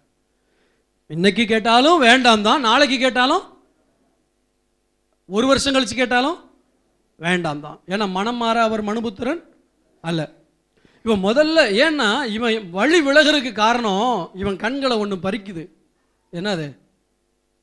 துட்டு. ராஜா கொடுத்து விட்ட வெகுமதிகள். தேவ சித்தத்தை செஞ்சா ஆண்டவரும் ஒன்றும் தர மாட்டாரு அப்படின்னு அவன் நினச்சிக்கிட்டான். தேவ சித்தத்தை செஞ்சா தேவன் அவன் கொடுக்கறத விட அதிகமாக கொடுப்பார். இப்போ ராஜா கொண்டு வந்திருக்கிற அந்த பொருட்கள்லாம் பார்க்கும்போது இவனுக்கு ஒரு ஆசை. என்னது? இந்த ஜனங்களை சபிச்சாதான், ஏன்னா நமக்கு இவ்வளோ கிடைக்குதே, அவனை ஆசீர்வச்சா நமக்கு என்ன கிடைக்க போகுது?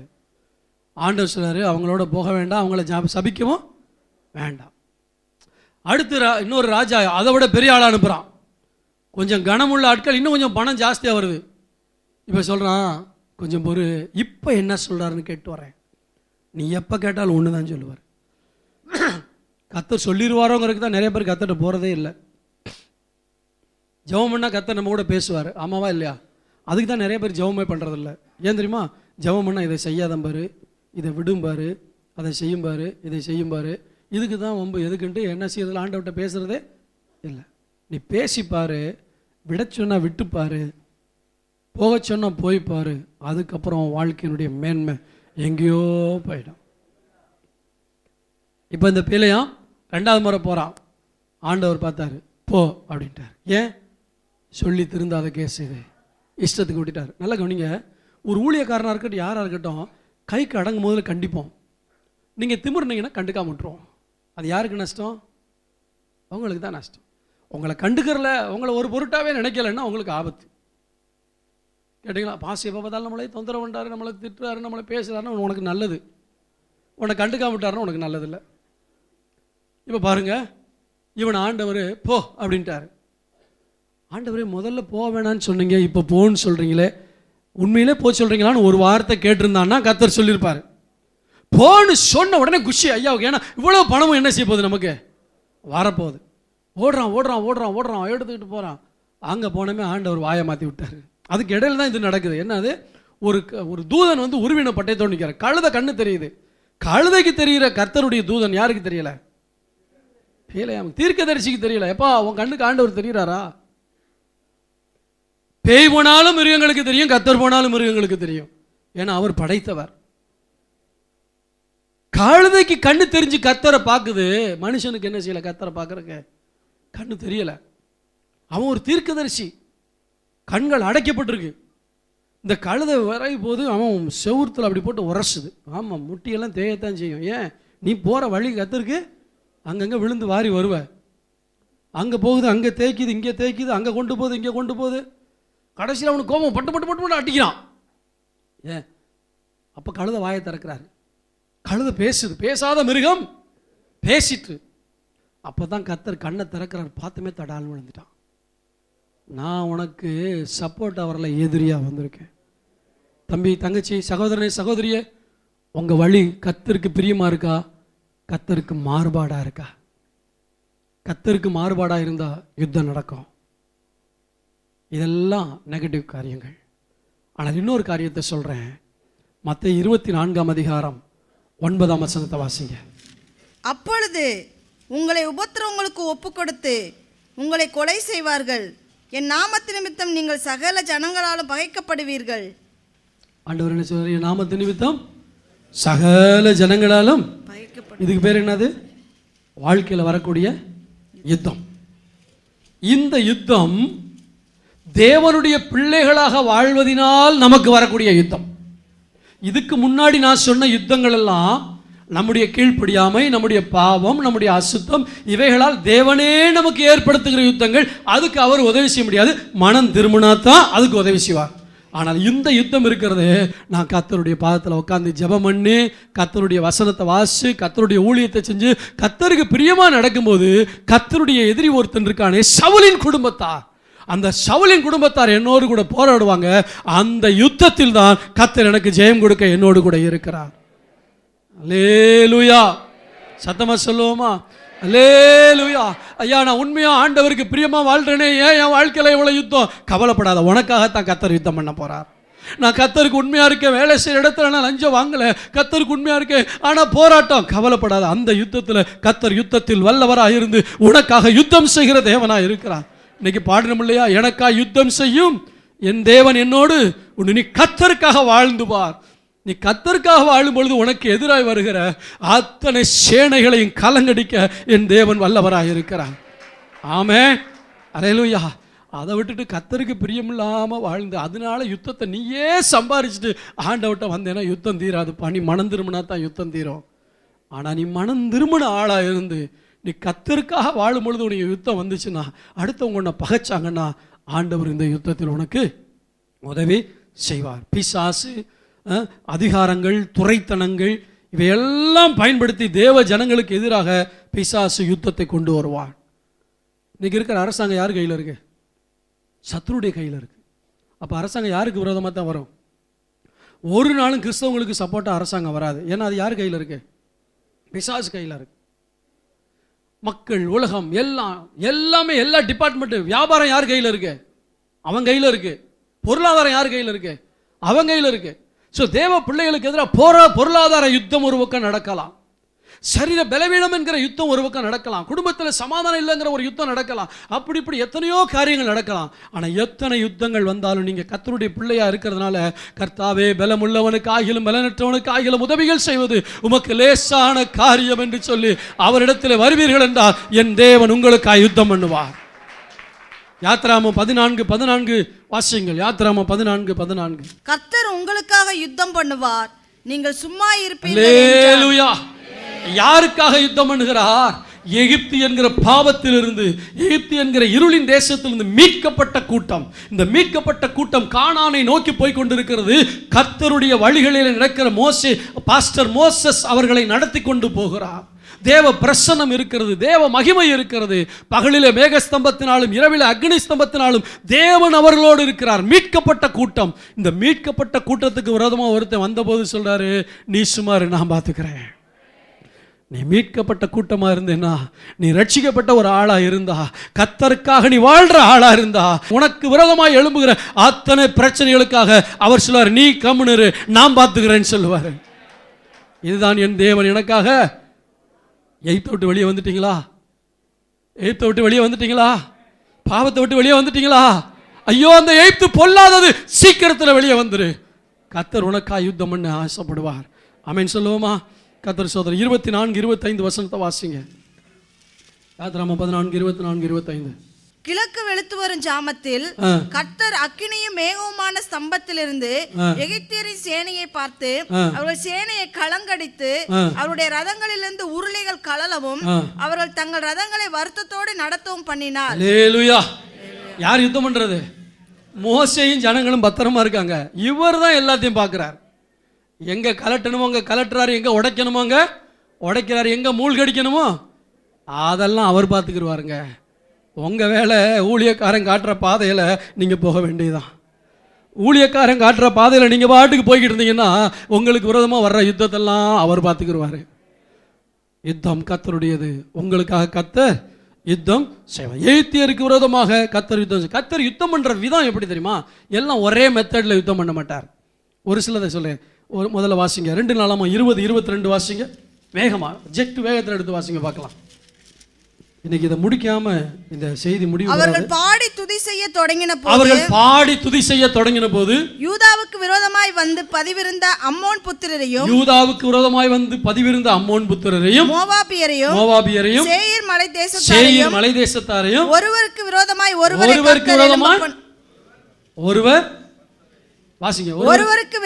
ஒருவரை கர்த்தர் எழும்ப பண்ணினதினால், கொஞ்சம் யோசிங்க. ஒருவருக்கு விரோதமாய் ஒருவரை கர்த்தர் எழும்ப பண்ணினபடினால் அவர்கள் வெட்டுண்டு விழுந்தார்கள். துதி செய்ய தொடங்கியதும் எதிரிகள் தங்களுக்குள் வெட்டுண்டு மடிய செய்தி. சொல்லுங்க. துதி செய்ய தொடங்கியதும் எதிரிகள் தங்களுக்குள் வெட்டுண்டு மடிய செய்தி. உம்மாலாகும் எல்லாமாகும் ஐயா, உம்மாலாகும். விஷயம் என்ன தெரியுமா? ஏகப்பட்ட ஆட்கள் ஒருத்தனுக்கு விரோதமாக வர்றாங்க. இவனுக்கு பயம். அந்த அதிகாரத்தெல்லாம் வாசிப்பாங்க. அவர்களை பார்த்தபோது யோசபாத் பயந்தான். உண்மைதான். எவ்வளோ பெரிய விசுவாசியாக இருந்தாலும் சூழ்நிலை பார்க்கும்போது பயம் வரத்தான் செய்யும். வராமல் இருக்காது. வெளியே நீங்கள் காட்டாட்டாலும் உள்ளுக்குள்ளே என்ன செய்யும்? பயம் இருக்கும். ஆனால் பயந்தது மட்டுமல்ல, அந்த பயத்தின் மத்தியில் கர்த்தரை தேடுவதற்கு அவர் ஒருமனப்பட்டான். கர்த்தரை தேடிட்டு சொல்கிறான், ஆண்டவரே இவங்களுக்கு முன்னாடி எனக்கு நிற்க பலன் இல்லை, அதனால என்ன செய்யறதுன்னு எனக்கு தெரியலைன்னு ஓப்பனாக ஆண்டவர்கிட்ட ஜெபம் பண்ணான். கர்த்தர் சொன்னாரு, ஒரு தீர்க்கதரிசி எழுப்பி இந்த யுத்தம் உங்களுடையதல்ல என்னுடையதுன்னு சொல்லிட்டு. இப்போ கர்த்தர் யுத்தம் பண்ண போறாருன்னா என்னுடைய வேலை என்ன? கர்த்தரை பாடி துதிக்க வேண்டியது விசுவாசத்தில். கர்த்தர் எனக்காக யுத்தம் பண்ண போறார், எனக்கு ஜெயம் வரப்போகுது, நான் வெற்றி பெற போறேன், நான் விழ மாட்டேன், நான் அழிய மாட்டேன், நான் அழிஞ்சு போக மாட்டேங்கிற அந்த விசுவாசத்தில் நான் பாட்டு பாடிக்கிட்டே இருக்கணும். இதை செஞ்சீங்கன்னா எதிரிகள் அவனே ஒருத்தனை ஓடிச்சு. உன் ஆஃபீஸில் 4 பேர் உனக்கு ரொம்ப சண்டை போடுறானா? பாஸ்டர் அவங்க எல்லாம் ஒன்று சேர்ந்துக்கிட்டாங்க பாஸ்டர். ஒன்றும் இல்லாமல் போக பண்ணுறதுக்கு தான் ஒன்று சேர வைக்கிறார். ஆமென் சொல்லுவோமா? அவனை பாருங்க. இதை தீர்க்க தரிசனமாக எடுத்துங்க. உங்கள் ஆஃபீஸில் 10 பேர் 20 பேர் உங்களுக்கு விரோதமாக எழும்பி உங்களை வேதனைப்படுத்துகிறான்னா அவனே ஒருத்தர் அடிச்சுட்டு சாகும்படி கர்த்தர் மாற்ற போகிறார். இவர் ஒன்று செய்ய, நீ பாட்டு பாடிக்கிட்டார். வேலைக்கு போகும்போது என்ன செய்யுங்க? மனசுக்குள்ளேயே பாட்டு. அங்கே போயிட்டு எழுதிரி கலங்கடிப்பாருன்னு பாடிங்கன்னா அவனுக்கு இன்னும் கோபம் வரும். மனசுக்குள்ளே பாடணும். ஆண்டவர் எனக்கா யுத்தம் செய்வார், தாமதமானாலும் தரிசனங்கள். எனக்காக நான் எழுதின பாட்டுங்க இது. எனக்காகவே கர்த்தர் எனக்கு கொடுத்த பாட்டு. தாமதமானாலும் இந்த ஊழியத்தை குறித்து எனக்கு ஒரு தரிசனம் இருக்குது. தாமதமாகிக்கிட்டு இருக்கு, கவலைப்படலை. ஆனால் தரிசனம் ஒரு நாள் அழியவே அழியாது. அதே சமயத்தில் வேதனையும் நிந்தை நெருக்கங்களும் ஒரு நாள் நிலைச்சு நிற்கவே முடியாது. அவமானம் வரலாம். அவமானப்படுத்துகிறவங்க அவங்க ஒரு பக்கம் வரும். அடுத்த நிமிஷம் பார்த்தீங்கன்னா நம்மளை தூக்கி ஆடுற ஆட்களை கர்த்தர் கொண்டு வருவாங்க. ஆமாம். இப்போ இவங்க யுத்தத்துக்கு போகிறவன் முதல்ல பட்டயம் பிடிக்கிறவன்ல போகணும், பாட்டு பாடுறவன் போகிறான். ஏன்னா தெரியும் கர்த்தர் யுத்தத்தை நடத்தினார்னா நாம் பட்டயம் பிடிக்க தேவையில்லை, பாட்டு பாடினா போதும். சொல்லுங்கள் பார்க்கலாம். கர்த்தர் யுத்தம் பண்ணா எனக்கு பட்டயம் தேவையில்லை, எனக்கு பாட்டு போதும். அதனால தான் டெய்லி எப்போவும் ஆண்டவரை பாடி துதிச்சுக்கிட்டே இருங்க. உங்கள் ஆத்மா எப்போவும் கர்த்தரை பாடிக்கிட்டே இருக்கணும். வண்டியில் போகும் பொழுது, வரும் பொழுது, தூங்கும் பொழுது, ஆமேன் முழிச்சிருக்கும் பொழுது, எப்போ பார்த்தாலும் கர்த்தரை பாடிக்கிட்டே இருங்க. இல்லாட்டி உங்கள் ஃபோனில் பாட்டை போட்டு விட்டுட்டு கேட்டுக்கிட்டாது இருங்க. அது ரொம்ப நல்லது. ஒரு மெத்தட் என்னென்னா அவனையே அவன் அடிச்சுக்கிறதுக்கு செய்வார். 2வது வாசிங்க 2 ராஜாக்கள் 7ஆம் அதிகாரம் 6ஆம் வசனம். ஆண்டவர் சீரியரின் ராணுவத்திற்கு ரதங்களின் இரைச்சலையும் குதிரைகளின் இரைச்சலையும் மகா ராணுவத்தின் இரைச்சலையும் கேட்க பண்ணினதினால் அவர்கள் ஒருவரை ஒருவர் நோக்கி, இதோ நம்மிடத்தில் போருக்கு வர இஸ்ரவேலின் ராஜா ஏத்தேரின் ராஜாக்களையும் எகிப்தியரின் ராஜாக்களையும் நமக்கு விரோதமாக கூலி பொருத்தினான் என்று சொல்லி இருட்டோட எழுந்திருந்து ஓடி போய், அடிக்கணும்ட்டு வந்தவன் துண்டை காணான் துணியை காணான்னு ஓடுறான். காரணம் என்ன தெரியுமா? ஆண்டவர் ஒண்ணுமே செய்யல. அவன் காதுல ஒரு சத்தத்தை கொடுத்துட்டார். ஹலோ, காதுல நீங்க பிசாசு சத்தத்தை கொடுப்பான், நீ ஏன் உயிரோடு இருக்க, செத்துப்போ, பரிசுத்த வாழ்க்கை உனக்கெல்லாம் ஒத்து வராது, வேண்டாம், நீ ஏன் இன்னும் சர்ச்சுக்கு போற, சர்ச்சுக்கு போறதுனால உனக்கு என்ன கிடைக்குது, இதெல்லாம் யார் சொல்ற பாஷை? சாத்தான் சொல்ற சத்தம். ஆண்டவரும் சத்தத்தை கொடுப்பாரு. என்ன சத்தம்? எதிரிகள் ஏராளமான பேர் வந்திருக்காங்க.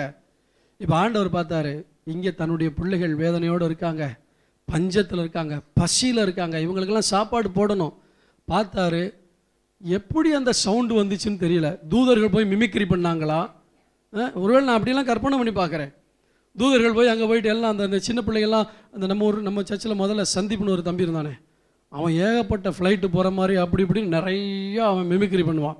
அந்த மாதிரி நான் நினைக்கிறேன், கண்ணுக்கு தெரியாத தூதர்கள் போய் அங்கே போய் இந்த இராணுவத்தினுடைய அந்த இராணுவம் வரக்கூடிய இரைச்சல் சத்தத்தை மிமிக்ரி பண்ணியிருப்பாங்க. அவன் எழுந்து பார்க்க, ஐயோ இந்த சத்தம் அவங்கள்ட்ட இருக்க இராணுவத்தினுடைய சத்தம் இல்லை, ஏகப்பட்ட இராணுவம் வருதுன்னு சொல்லி அவன் இருக்கிறத அப்படியே விட்டுட்டு உயிர் பழைச்சா போதுன்னு ஓடிக்கிட்டே இருக்கான். ஆமீன் சொல்லுவோமா? கர்த்தர் உனக்கு ஜெயம் கொடுக்குறக்கு எதிரியுடைய காதில் ஒரு சத்தத்தை கொடுத்தா போதும். என்ன சத்தம் கொடுப்பாரு? லாபானே, நீ யாக்கோவோட நன்மையன்றி தீமையை பேசாத, உனக்கு விரோதமாக உன்னை அழிக்க வர்றவன் காதில், அவன் ஏன் பிள்ளை, நீ போகாதன்னு சொல்ல வைக்க கர்த்தரால முடியும். காதில் அந்நியனுடைய இரைச்சலை கேட்டு நீ கலங்காத, அவனுக்கு ஒரு இரைச்சலை கொடுத்து கர்த்தர் அவனை ஓட வைக்க என் தேவன் வல்லவராக இருக்கிறார். அல்லேலூயா. மூன்றாவதாக வாசிக்கலாமா? 2 ராஜாக்கள் 3ஆம் அதிகாரம் 23-24. அதனால் அவர்கள், இது ரத்தம், அந்த ராஜாக்கள் தங்களை தாங்களே ஒருவரை ஒருவர் வெட்டி கொண்டு மாண்டு போனார்கள், ஆதலால் மோவாபியரே கொள்ளைக்கு வாருங்கள் என்று சொன்னார்கள்.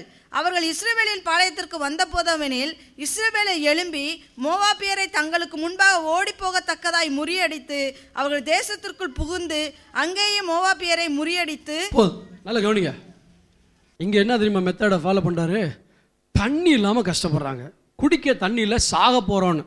ஆண்டவர் சொன்னார், காற்றையும் காண மாட்டேங்க, மழையும் காண மாட்டேங்க, தண்ணி வேணும்னா பள்ளத்தாக்க வெட்டுங்கன்னாரு. ஒரு சொட்டு தண்ணி இல்லாத இடத்துல பெரிய பள்ளத்தாக்க வெட்டு ஃபுல்லாக கொடுக்க போகிறேன்ட்டாரு. காற்றும் இருக்காது, மழை இருக்கு. இவங்க விசுவாசத்தில் செஞ்சாங்க, தண்ணி நிரம்பிடுச்சு. நைட்டோட நைட்டாக எங்கேருந்து வந்துச்சுன்னு தெரியல. காவேரியிலிருந்து வராட்டாலும் கர்த்தர்கிட்டருந்து தண்ணி வரும். ஆமே, அல்லேலூயா.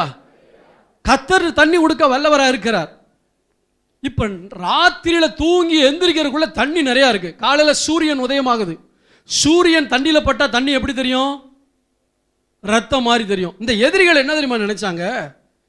என்னப்பா நேற்று நைட்டு அங்கே ஒன்றுமே தெரியல, இப்போ பார்த்தா என்ன இருக்கு? ஒருத்தன் அடித்து செத்துட்டான், அவனுங்களுக்குள்ளே அடித்து செத்து போயிட்டானுங்க. இப்போ நம்ம போய் என்ன செய்வோம்? அவர்களை கொள்ளையிடுவோன்ட்டு வர்றானுங்க. வந்தால் இவங்க எழும்பிட்டாங்க. ஏன்னா எதிரி சண்டை போட வருவான்னு தெரிஞ்சா ஆயத்தத்தோடு வருவாங்க.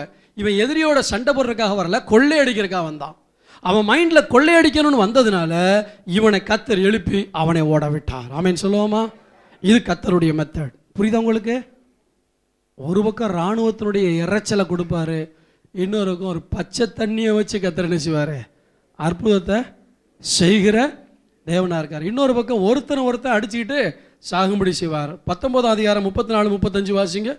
என் நிமித்தமும் என் தாசனாகிய தாவீது நிமித்தமும் நான் இந்த நகரத்தை ரட்சிக்கும்படிக்கு இதற்கு ஆதரவாய் இருப்பேன் என்பதை கர்த்தர் உரைக்கிறார் என்று சொல்லி அனுப்பினான். அன்று ராத்திரியில் சம்பவித்தது என்னவென்றால், கர்த்தருடைய தூதன் புறப்பட்டு அசிரியரின் பாளையத்தில் 185,000 பேரை சங்கரித்தான். அதிகாலமே எழுந்திருக்கும் போது இதோ அவர்கள் எல்லாரும் செத்த பிரேதங்களாய் கிடந்தார்கள். இதை பார்த்த உடனே சனகரிப்பு என்ன பண்ணா? செத்த முகமாய் போனான். இங்க என்ன நடந்துச்சு தெரியுமா? இரைச்சல் சத்தமும் கேட்கல, தண்ணியும் கொடுக்கல, வேற ஒன்றும் செய்யலை. ஒரே ஒரு தூதன் அனுப்புனார், போய் காலி பண்ணிட்டு வான்ட்டு. நல்லா கவனிங்க, உங்களுக்கு எத்தனை தூதரை கொடுத்துருக்காரு கர்த்தர்? என்ன ஒரு மாதிரியா பார்க்குறீங்க? அதாவது நமக்கு பணிவிடையின் ஆவியாக தூதர்களை கர்த்தர் கொடுத்திருக்கிறார். ஆமாவா இல்லையா? யாருக்கு கொடுத்திருக்காரோ இல்லையோ, கர்த்தருடைய ஊழியத்தை செய்கிறவங்களுக்கு கர்த்தர் தூதர்களை கொடுத்திருக்கிறார். எலிசாவை பிடிக்க வர்றான் எதிரி. பார்த்தா சுற்றிலும் எதிரிகள் வந்து சூழ்ந்துக்கிட்டாங்க. வேலைக்கார ஐயோ ஐயோ என்ன பண்றது, என்ன பண்றது, எஜமானே என்ன பண்றது, தகப்பனே என்ன பண்றது. ஏய் சும்மாரு, நீ சரீர கண்ணில் பார்க்காத, ஆவிக்குரிய கண் திறந்தா எல்லாம் சரியாடு. ஆண்டவரே இவன் கண்ணை திறங்க ஆண்டவரன். கண்ணை திறந்து பார்த்தா இந்த எதிரிகளுக்கு பின்னாடி ஒரு பெரிய சேனை, மலைகளை சுற்றிலும் தூதர்கள், அக்னிமயமான ரதங்கள். ஆமேன் சொல்லுவோமா? உங்களை என்னையும் பாதுகாக்கிறதுக்கு கர்த்தர் தூதர்களை வைத்திருக்கிறார். இது சப்ஜெக்ட் அல்ல, சத்தியம். எத்தனை நேரங்களில் நமக்கே தெரியாமல் தூதர்கள் நம்மளை பாதுகாக்கிறாங்க தெரியுமா?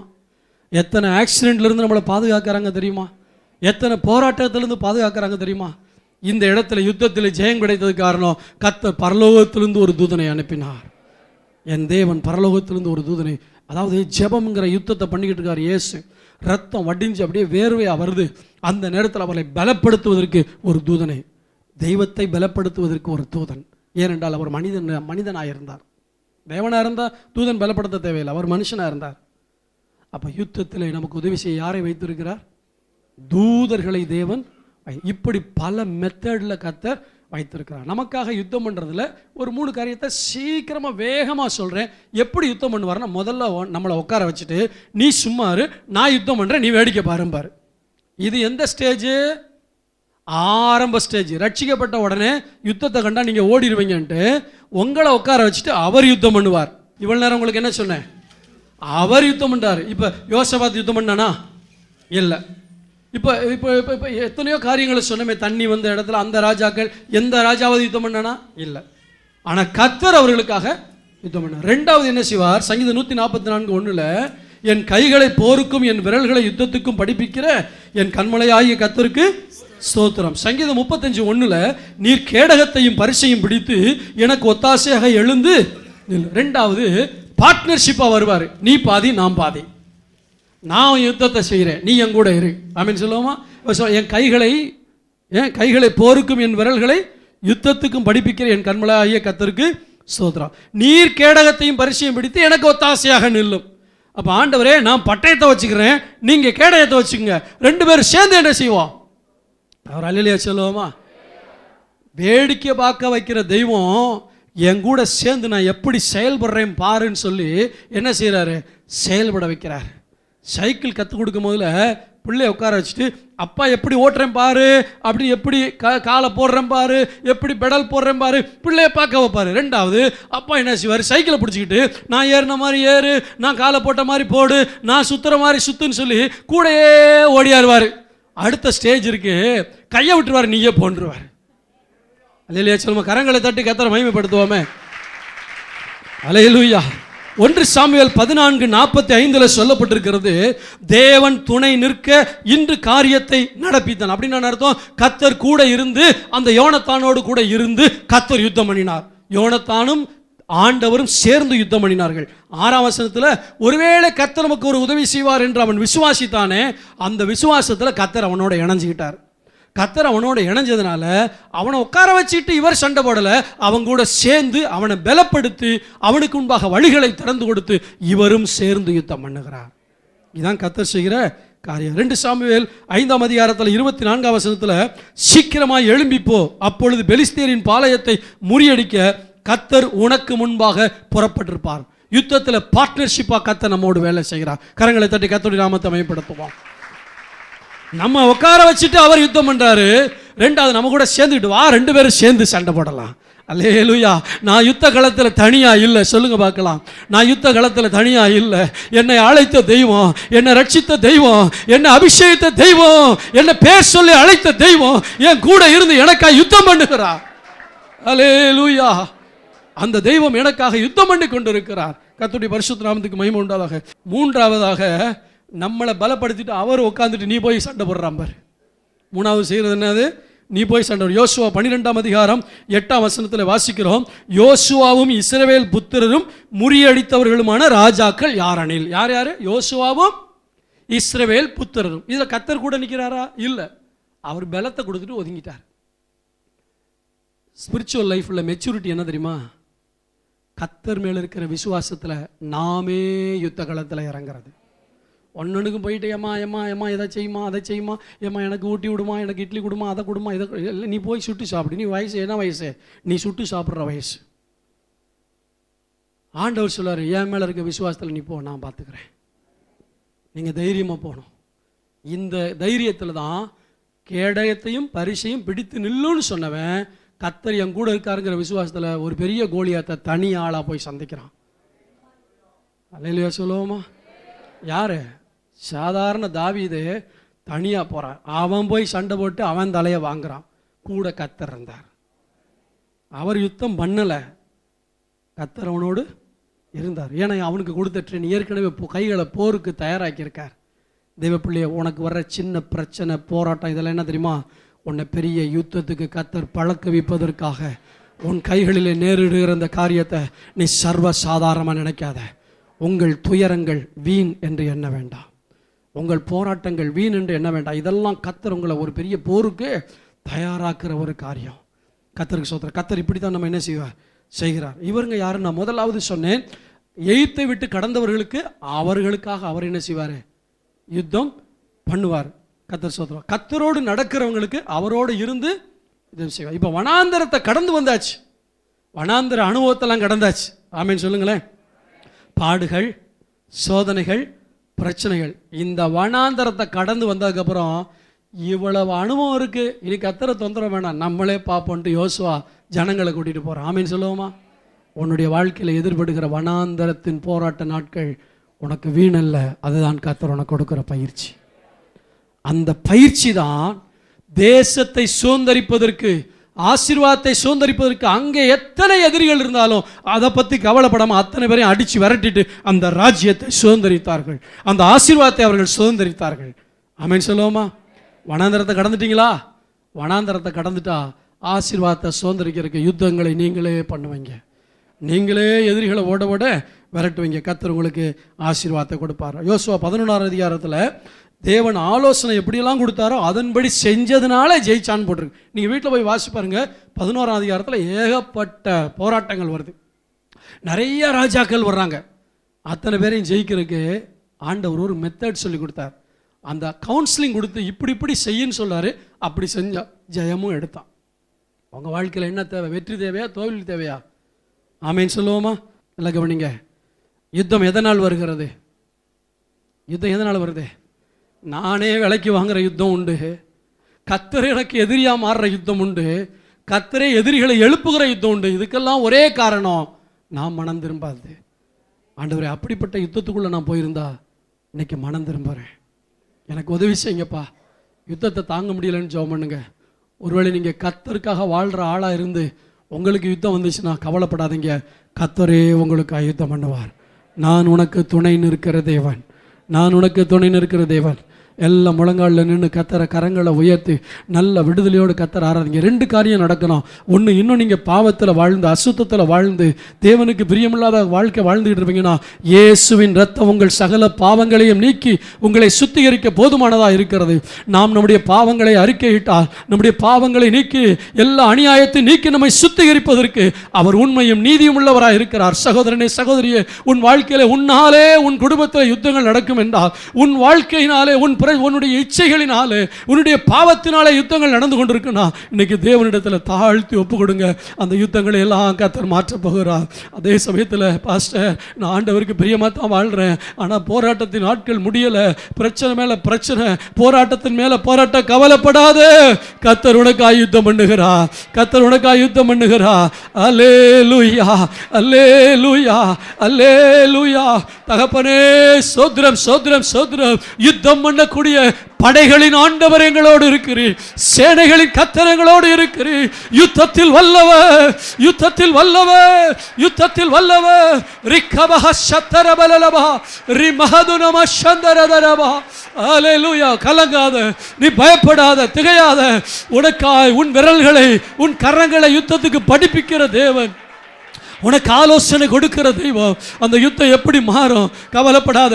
அந்நியருடைய சத்தத்தை கேட்டு கேட்டு நீ பயப்படாத. அவன் பயப்படுறதுக்கு ஒரு சத்தத்தை தேவன் வைத்திருக்கிறார். கரங்களை தட்டி கர்த்தருடைய நாமத்தை மகிமைப்படுத்துவான்.